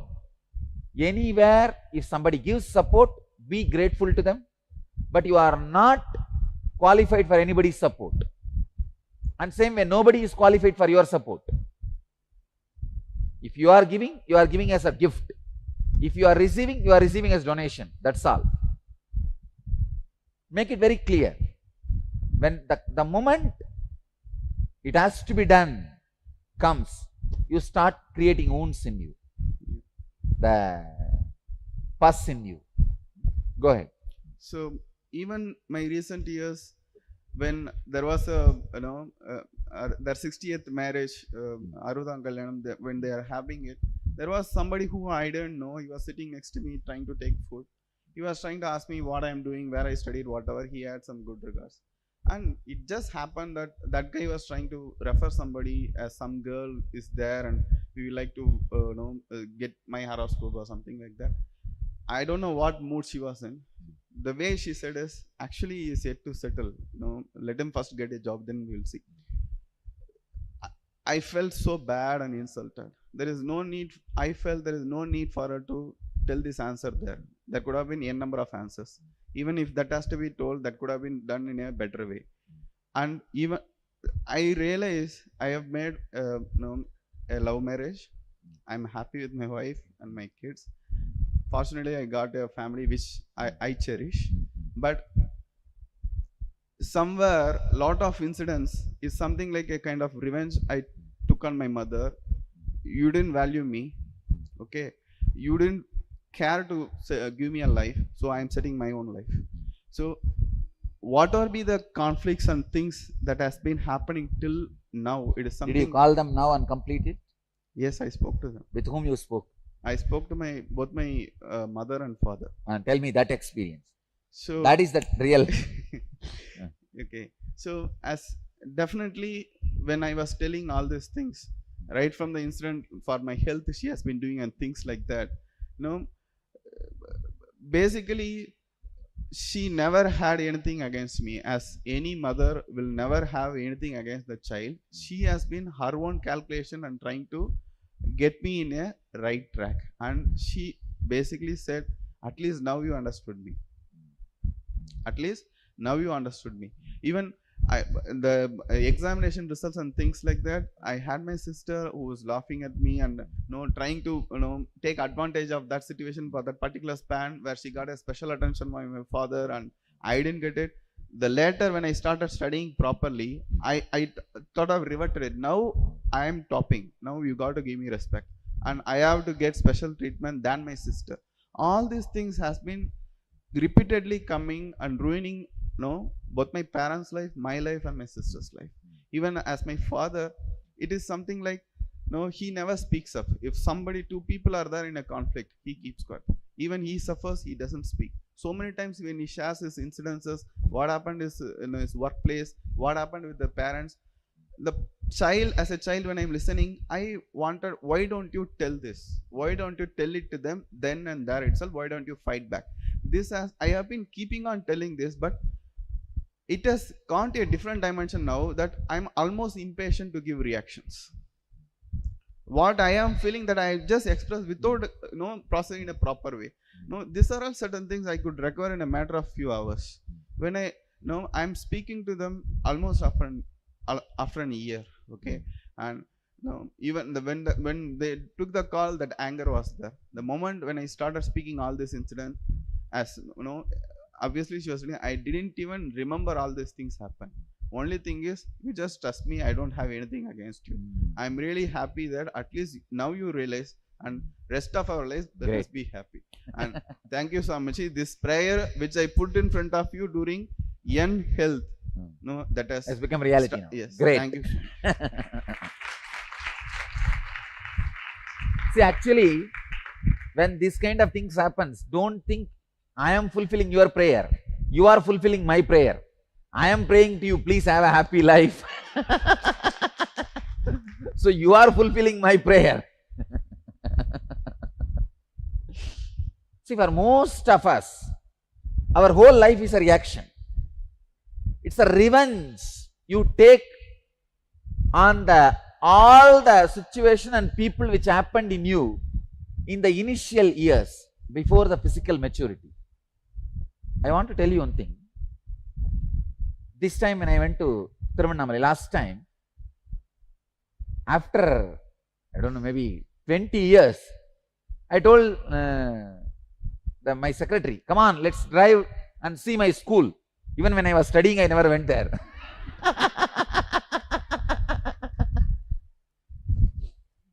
Please understand, I want to tell you an important fact. The moment I saw, I was shocked, because in my memory, the building always was recorded as a huge building. Now, it looks so small. Just if I send one brahmachari, he will build that building. Size also small, and the whole value is small. Everything is so small. I thought, oh God. I really called 2-3 local people and spoke to them. Did they demolish and rebuild? They said, Swamiji, how will they rebuild it? Rebuild in the same shape and size. This is the building, original building. It is standing. Who is there to give money to demolish and rebuild and all? It was built by my grandfather and he passed away. Now who is there to build? Give money. Forget about it. It is the same building. Then I did samyam on it. Then I realized one important truth. Before 14, all the people, places, everything, you thought about all of that too big, larger than life size. After that, you realized it is not larger than life size, but you want to take revenge on them. How dare you fellows acted as larger than life size in front of me? They did not act, you perceived. They never acted. You perceived. But now you want to take revenge on all of them. Your father, mother, uncle, auntie, everybody. Now you are anti. And the situation against everything now. Your whole life is taking revenge on the people who are involved before your physical maturity. You just want to tell them, you are too big guy, you are not small as they treated you. That is why everybody wants to go back to their hometown and show after they become big. I am saying it is taking revenge on anything you perceived, experienced at the age of before the physical maturity. Nowadays it is not even 14, less than 10. By 10 kids are physically mature. So please understand, actually even the college which I was studying, they asked me, Swamiji, would you like to buy it and have it in your name? They offered. The cost was very less, which we could have got. But I said, no, I don't want to change the name. The name in which I studied, the founder, let that same name be there. Naturally, if I buy our organization, people naturally, we have to use the name Nityananda, and we have as it has become a kind of a byline in our organization. Anything we run in our name, so that it's once for all clear. So I don't want to change the name. Let it be same. It's okay. Because I didn't have a revenge on them. I don't want to take revenge on them. But normal life is completely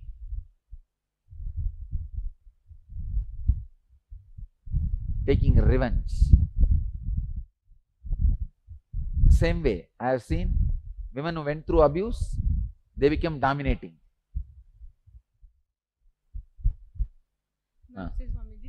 Did you do the sharing? Sorry? Did you do the sharing? Means completing with your parents. Yes, actually. Tell me the effect of that.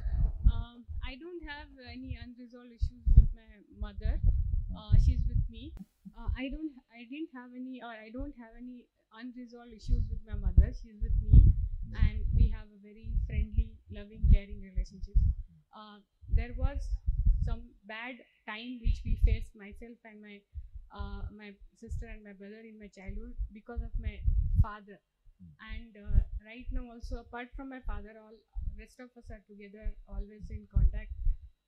So we made an attempt, both my sister is also here, so we made an attempt to talk to my father, and somehow we realized that in today's situation, he also realizes his mistakes. He's regretting about it, and he just said one thing: however I was and whatever I did, as my kids, I always loved you. What was the relationship between me, like him and my mother, is different. That's not your business. Like, we'll take care of it. But between you and like you as my kids and me as a father, I always gave a lot of effort, and I always did a lot of hard work for you guys to, so that you should come up in life and you establish yourself. And then we realized that yes, today whatever we are, both of us are very independent, financially, career also good. So somewhere we have always respect for him, but we never accepted it or acknowledged it. But today, after talking to him, we know that he is also equally, he was loving, and his intention was always to give us good things in life. His ways were wrong. The way he was doing this, we were receiving money and education, but from where it was coming, those were not right, and still those are not right. He is regretting those things, and I don't know if I have to do anything for that, if I can help him to release those things. But as far as the relationship goes, yes, he loves us, we respect him, and I think that should be about it. You have to guide us, because I don't know. So you feel completed? No, as a daughter, he's suffering, so still I'm not happy about it. Then let him come for the relationship. send him for the program. You see, actually, if they also come and attend the program and they call you back, then only the cycle becomes complete. No, we almost spoke to him for 30 minutes, two of us, and he... Actually, if he takes the responsibility of now what you took, ma, see, you called, both of you spoke, but you only took the responsibility of healing. Yes. You understand? Yeah. If he takes the responsibility of healing and he calls you wherever you are sitting, then cycle becomes complete. But Swamiji, I know that I understand. He's at the age where it will be difficult for him to accept. It is possible. No, there's no such thing as age. I'll do the job, don't worry. Swamiji, thank you so much. Only thing is, we always, his parents, like my grandparents, were very much religious. I mean, we really had religious childhood, except for this particular part which he played. If he had followed his parents' path, it would have been very much blissful. But now we have mixed feeling. When we think of our grandparents, we think we are very much blessed to have such grandparents with spiritual inclination. We also have that from him, but it's like it's mixed now. I understand. So you have I to understand. help us. Thank you so much. Come on, this side, newcomers. What you shared and what transformation you had by the completion. Let me listen to the stories. Dear Swamiji, thanks to Almighty. I mean, I have no regrets in my life as of this moment. Born in a big family. My father was a role model for me. He was very caring. So no problem. No problem. I mean, very rare, but it happens sometimes. And after marriage also, I mean, we are blessed with two beautiful children. They are also coming out with flying colors. I mean, thanks to parents and Almighty, and for your blessings too. Great. Thank you. Come on, let me listen from this side. You see, mainly I wanted to hear when you completed your experience. All newcomers, come out. Your completion and the experience of the completion. Come out. Namaste, Swamiji. She's my sister that she just spoke, and both of us spoke to our father today. Okay, I just want to add few things to what she's already said. Today I spoke to my father after almost 3 years. Wow. Yeah, and to continue her story, basically, after all the financial mess that he had done, I had taken personal responsibility of my parents. Actually, when I went to become a Swami, I did not speak with them for around 9 years. I thought only I am the person who has done this. But now I am seeing many Grihasthas are also doing this. Not talking to parents is not something great. I thought I have done a great achievement. No, Wow, come on. Something we wanted. So basically, I took responsibility of both of them, got them to Pune. At that time, we were in Pune, and I was trying to help him rebuild his life. But after a few months, he again went back to his old ways. And finally, we had to take a call because it was getting too much for all of us to handle. So I shifted to Bangalore because of my job and brought my mom with me. Now she's with my sister in Chennai. And my dad is still in Pune. And then the contact was cut somehow. So, and as my sister said, we have that spiritual base since childhood. So we really don't have a lot of hang-ups in life. And we believe into karma and releasing and forgiving, We've been doing that, but yes, definitely it helped me that I spoke to him and told what was the reason that I was angry with him, and I understand his viewpoint and all the responsibilities. Basically, both of them got married at very young age. They was like 16 and 17, and they just got married. So I said, I understand from where you come and all your hard work and all the pressure you must have gone through, but these are the points because of which I felt hurt. But I've forgiven you and I seek your forgiveness and I seek your blessings. And he said, I realize my mistakes, I'm sorry, and I know my mistakes and I know I've not done them intentionally, it just happened in that flow of the things. And all I right now want is your and all three of yours love and your mother's forgiveness. So which I understand, and he started crying on a phone, which is very rare because the kind of image that we have for him is like a not even Hitler, probably that's not a word. It's a different image basically. So he started crying on the phone. So it was very touching for me, and it was very reassuring that things can resolve when you talk. After that, I called my mom, and we are very attached to our mom, and we have very, very, very sweet relationship. For us, both of us, she is now our daughter, so it's a role reversal for us. We take care of her that way. So she's the best thing in our life. But I shared the experience with my mom. I said sorry to her also because when they were going through a troubled marriage, 3 of us suffered, and I always had that these guys did not care. All they think about their own problems. They don't think about us. So though we are over that and we are best of buddies now, I said sorry to her that I misunderstood you at that time. I had some anger because you guys did not care, but please forgive me. And that was easy. Talking to my mom was easy. But what she said is that I don't have any. You're my kids, and you've done so much for me, and all that unconditional love and everything. But I cannot forgive your father. So I said, okay, we'll talk about it later because there's no point in, because she's alone there and both of us are here and she'll get emotional. So I said, we'll talk about it later. And I know she is not able to forgive him for a long, long time. She suffered for 35 years of her life, and which is like, she got married when she was 15, and for the next 35 years she suffered. So it's a big thing for her. I don't know what I can do to help her to, so that she is also able to release and forgive. Because we've tried to, in past, not after last, like whenever they have problem, both of us have mediated and tried to solve, So we got matured very early. We shared our problems and they shared their problems. So all the marital problems with husband and wife, we didn't know what it is, but we tried to solve it at the age of 10 or 11 and all. Right now, I know that she's not, because we're trying, okay, just let go, not for him, your own sake, just let go, forgive and be happy, we are with you. She's not able to do that. So probably that is something, I want your blessings for her that she is able to forgive. And so that's part with the parents. And as you say, we carry the impressions from our parents. It's actually happened with both of us. We've had our own troubles in our own marriages. And both of us have had love marriages. So it's a history of love marriages in the family. Anyways, so I had a very good marriage for 1.5 years. And one day suddenly he disappeared. And since then it's been like almost 3 years now. We have tried to everything to get in touch with him, to talk to him, to resolve it.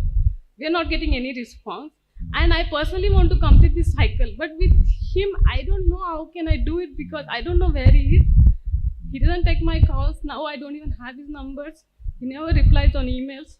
And I really, sincerely, I want to complete the cycle, but I don't know how because there's a blockage and I don't know. So that is something I need your guidance on. I understand. Thank you so much. You did your job. I'll do my job. Don't worry. Whoever shared, please bring your experience on completion. Come on. Come on, come on. Nityanandam, when I was 11, my parents divorced. Since I'm 13, I didn't want to see my father anymore. So then I didn't see him for 8 years. Then I didn't have contact with him for 8 years. And then when I was 21, I had again contact because of some reasons. But I never told him why I didn't want to have contact with him. So today I told him because he's very dominant and he always made me very upset and emotional. And he always asked me so many questions and like it was very difficult for me. So I preferred to stay away from him. So he told me, oh, he didn't really realize, but it must have been because he's a director of an insurance company. So he said that's why he's used to deal with people and to be the boss and like always ask questions and like that. So then he said, what did he say? He said, I forgive you that you didn't want to see me. And I said, okay, I forgive you that you're like that, and it's okay. Okay. We'll speak to him and then we'll decide. And when he comes back, it always used to be like, he says, no, I won't come, you guys go and come. And then again, if I go to my father and ask, he'll say, let's see, he doesn't want to come, we should, let's see how it'll be possible. So I always used to feel that he is more important than me for my father. So to your brother. Oh, when he says he wants to come, your father will bring. He'll be, actually he wants him to come here, so he'll bring. But in your case, you want to come, but he's not bringing you. Yeah. Oh God. So, Then so I you spoke to understood- him. Yeah, yeah. What he Swamiji, I said? spoke. He said it's not like that. It's just that we have Maybe to see all the possibilities. Maybe he feels you are already connected, but he has to put little effort to make that guy connected. He said That's that what also, should be the truth. Swamiji. Huh? Yeah. So don't worry. Now you are relaxed? Yeah. Go now. I felt like such a huge thing in me has. I felt so light after doing this. Relaxed. Great. Swamiji, quick question, Swamiji. Yes, quick. Where does our original perceptions as a child come from, Swamiji? Original? Perceptions that we, as a child, if I'm perceiving a such situation in a certain way, another child would have perceived a situation in a different perception as a child come from. It is just a casual decision. No. It's not from your past lives. From past, you don't bring so much. You bring only basic things like a man will walk straight. You should have this much size of the brain. These things only you bring from past. These details you don't bring. Thank you. Come on. Let me start. Please understand. This is the Nitya Kriya, specially for breaking your my world concept. Whatever you are having, the pattern to create my world, to break that. Sit in this posture or Vajrasana. Vajrasana means sitting on your knees.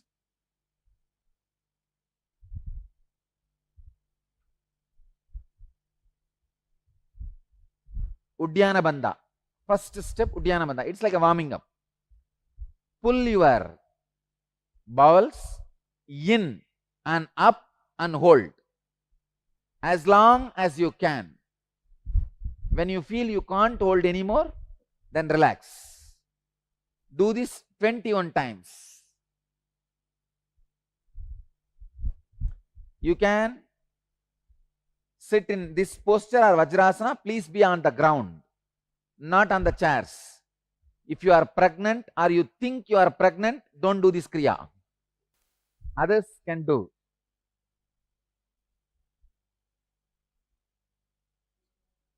Close your eyes.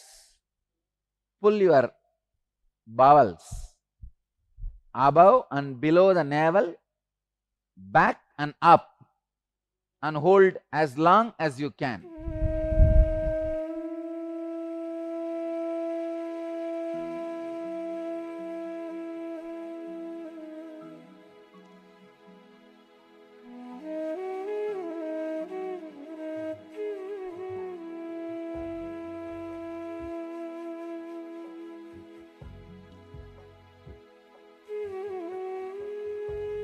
Next step, intensely exhale and chant Hunkara mantra, H-O-O, by continuously exhaling, like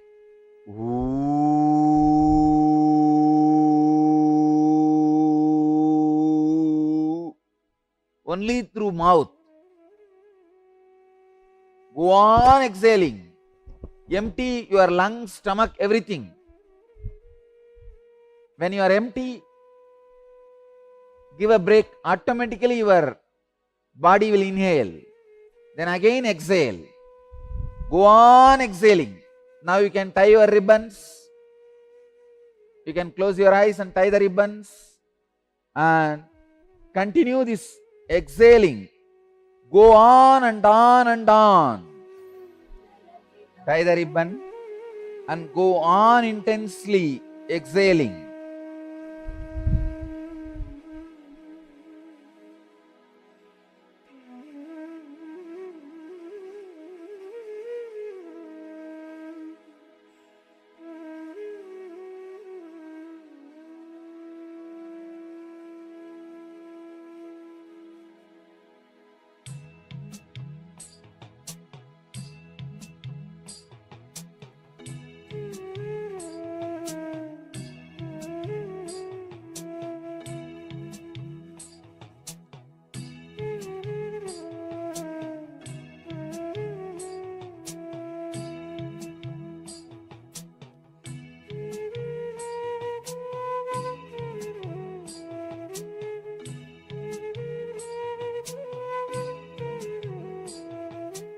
Next step,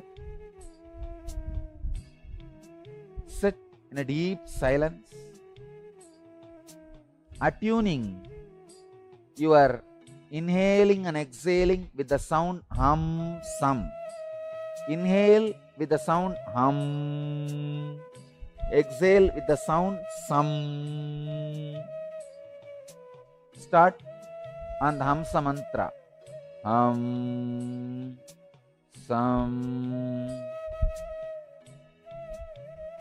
Attuning this mantra inside.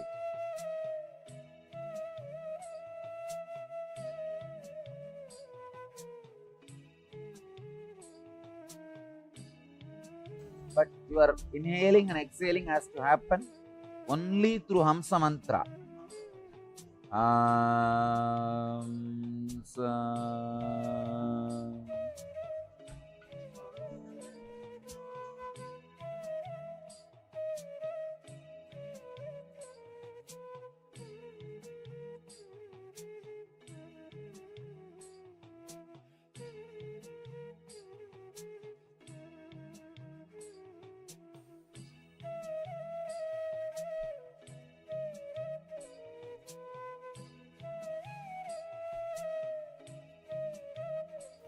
You can open your eyes.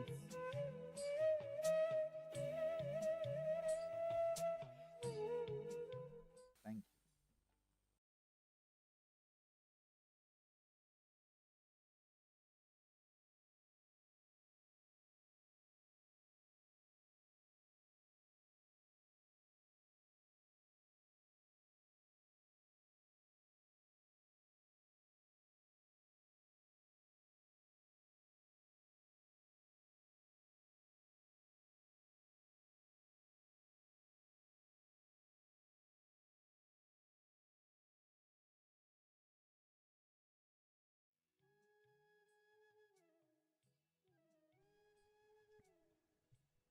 So now we'll be moving ahead with a small internalization exercise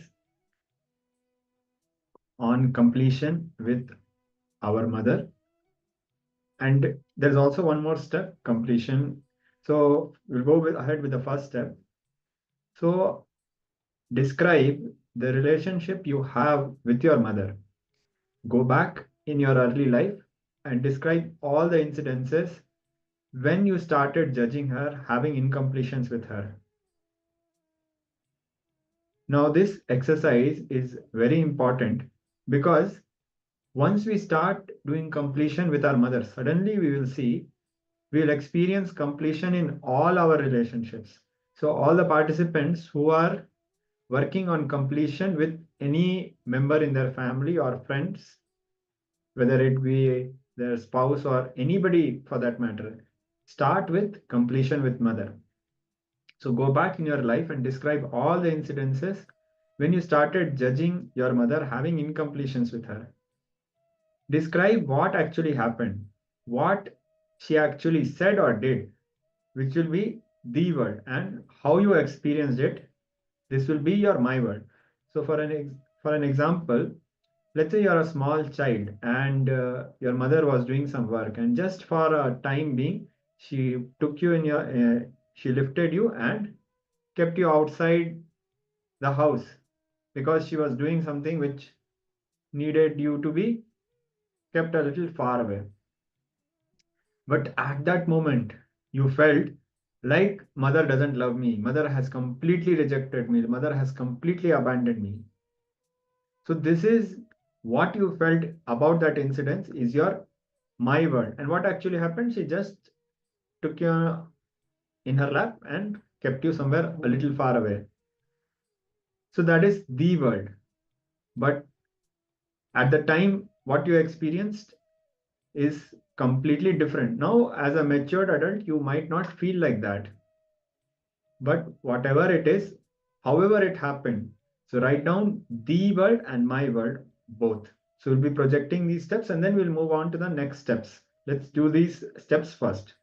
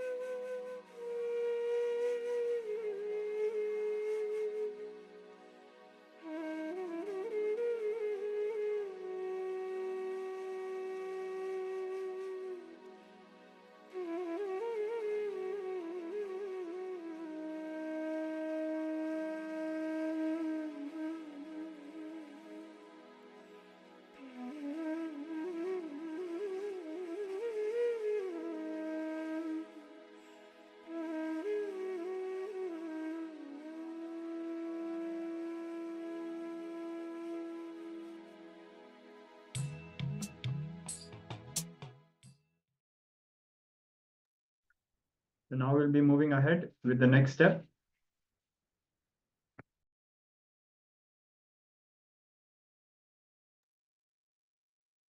Requesting all participants to switch on your camera and actively take part in this exercise. Rajendra Babu Ayya, requesting you to be in front of the camera. So now we'll be moving ahead with the second part of this exercise. So now that you have identified my world and the world, thank you for switching on your camera, Ayya. So this is a very important exercise for completion. We will be doing completion with mother, but you will see you will have a breakthrough in completion with all relationships in life. The completion with mother is the most fundamental completion, and then the completion with father. If we have done completion with our parents, we will literally be complete with any relationship in our life. Even the incompletions which we might have with our siblings, our brothers and sisters, are not as impacting to us in life as much as the completion which we need with our mother and father. And most important is completion with mother.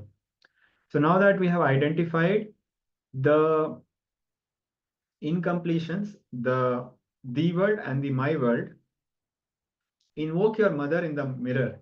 So take a mirror, keep it in front of your face, and look at the mirror and see your mother in the mirror, just as she was at that age. So let's say at 7 years of age, you had an incompletion with your mother. See that incident happening in the mirror and see your mother as she was, and complete at least twice by talking out loud. Invoke your mother. After this, invoke your mother in Swamiji's Atma Murti. If you do not have Atma Murti, take Swamiji's photograph and complete at least twice by talking out loud. And finally, if possible, call your mother. Only after doing these 2 steps, call your mother and complete with her in the same manner. If it is too late or the time is not suitable, call her whenever possible and complete with her in the same manner.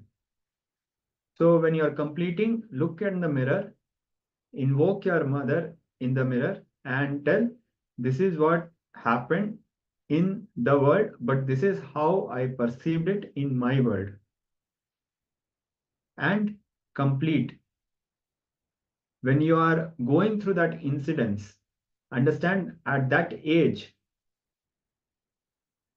it occurred to you in a certain way. So without judging, relive that incident and complete with your mother. So now we'll be giving you some time to do this exercise.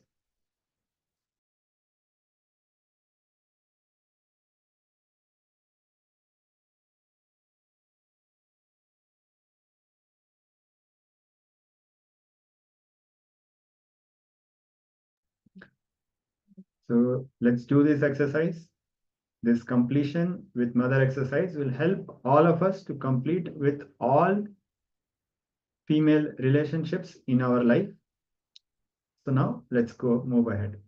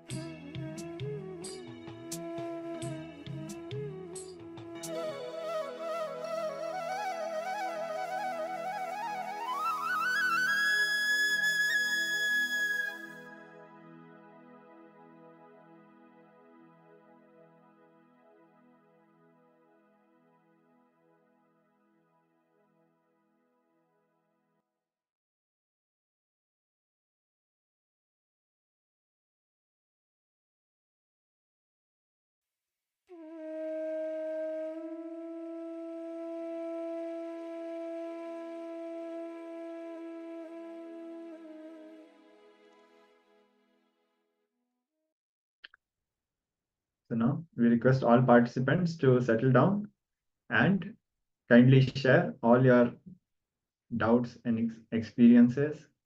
If you were able to do this exercise, and maybe most of us will be needing some more time to call your mother and complete. So please share your experiences, and we'll be going through more rounds of completions, attending to different aspects of our life.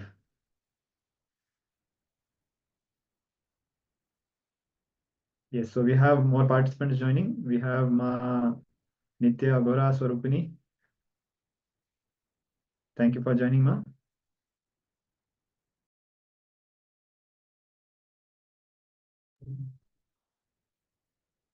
Now we'll be entering into the power manifestation. Today's power, which we'll be manifesting, is the power of Vak Shakti. Many times we would have given a word to ourselves or to others, and we would have not been able to fulfill the word. So, and we would have also forgot completing about the word that we have given to others and ourselves. So this is when our Vak, the power of Vak, gets infected. So this power manifestation will clear all the infections and all the Vaks, all the words that we have given to ourselves and others which are not yet fulfilled. So when this gets cleared, whatever we utter out of our mouth, which it will become into a reality. This is the beautiful power manifestation that we are going to do now. If we have Jnananjana, apply it in the third eye region, connect with Swamiji and start chanting Mahavakya, Om Nityananda Paramashivoham. This will help us fall into the Advaita space, the Oneness space with Swamiji. Scan your throat center for all the unfulfilled promises you have given to your family members or to yourself or to anyone else it can be, and write it down. Consciously start completing with all these promises which you are not able to fulfill. So now we'll be beginning. We'll also be projecting all the instructions to the participants. I'm playing the Mahavakya as well. So now we request the participants to start chanting the Mahavakya and start manifesting the power.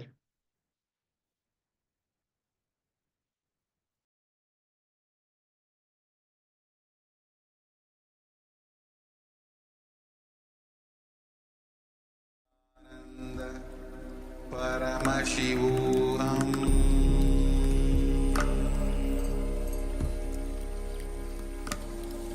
Om Nityananda Paramashivoham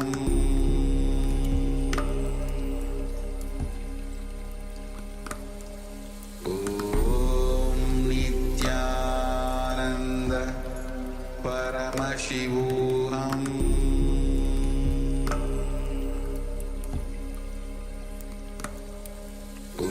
Paramashivoham Om Nityananda Paramashivoham Om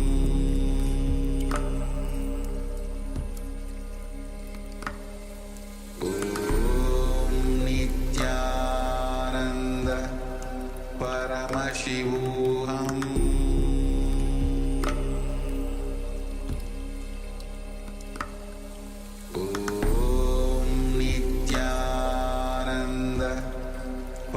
Paramashivoham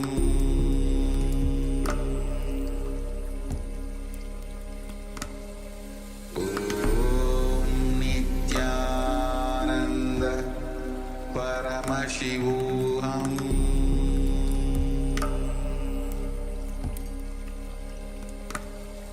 Om Nityananda Paramashivoham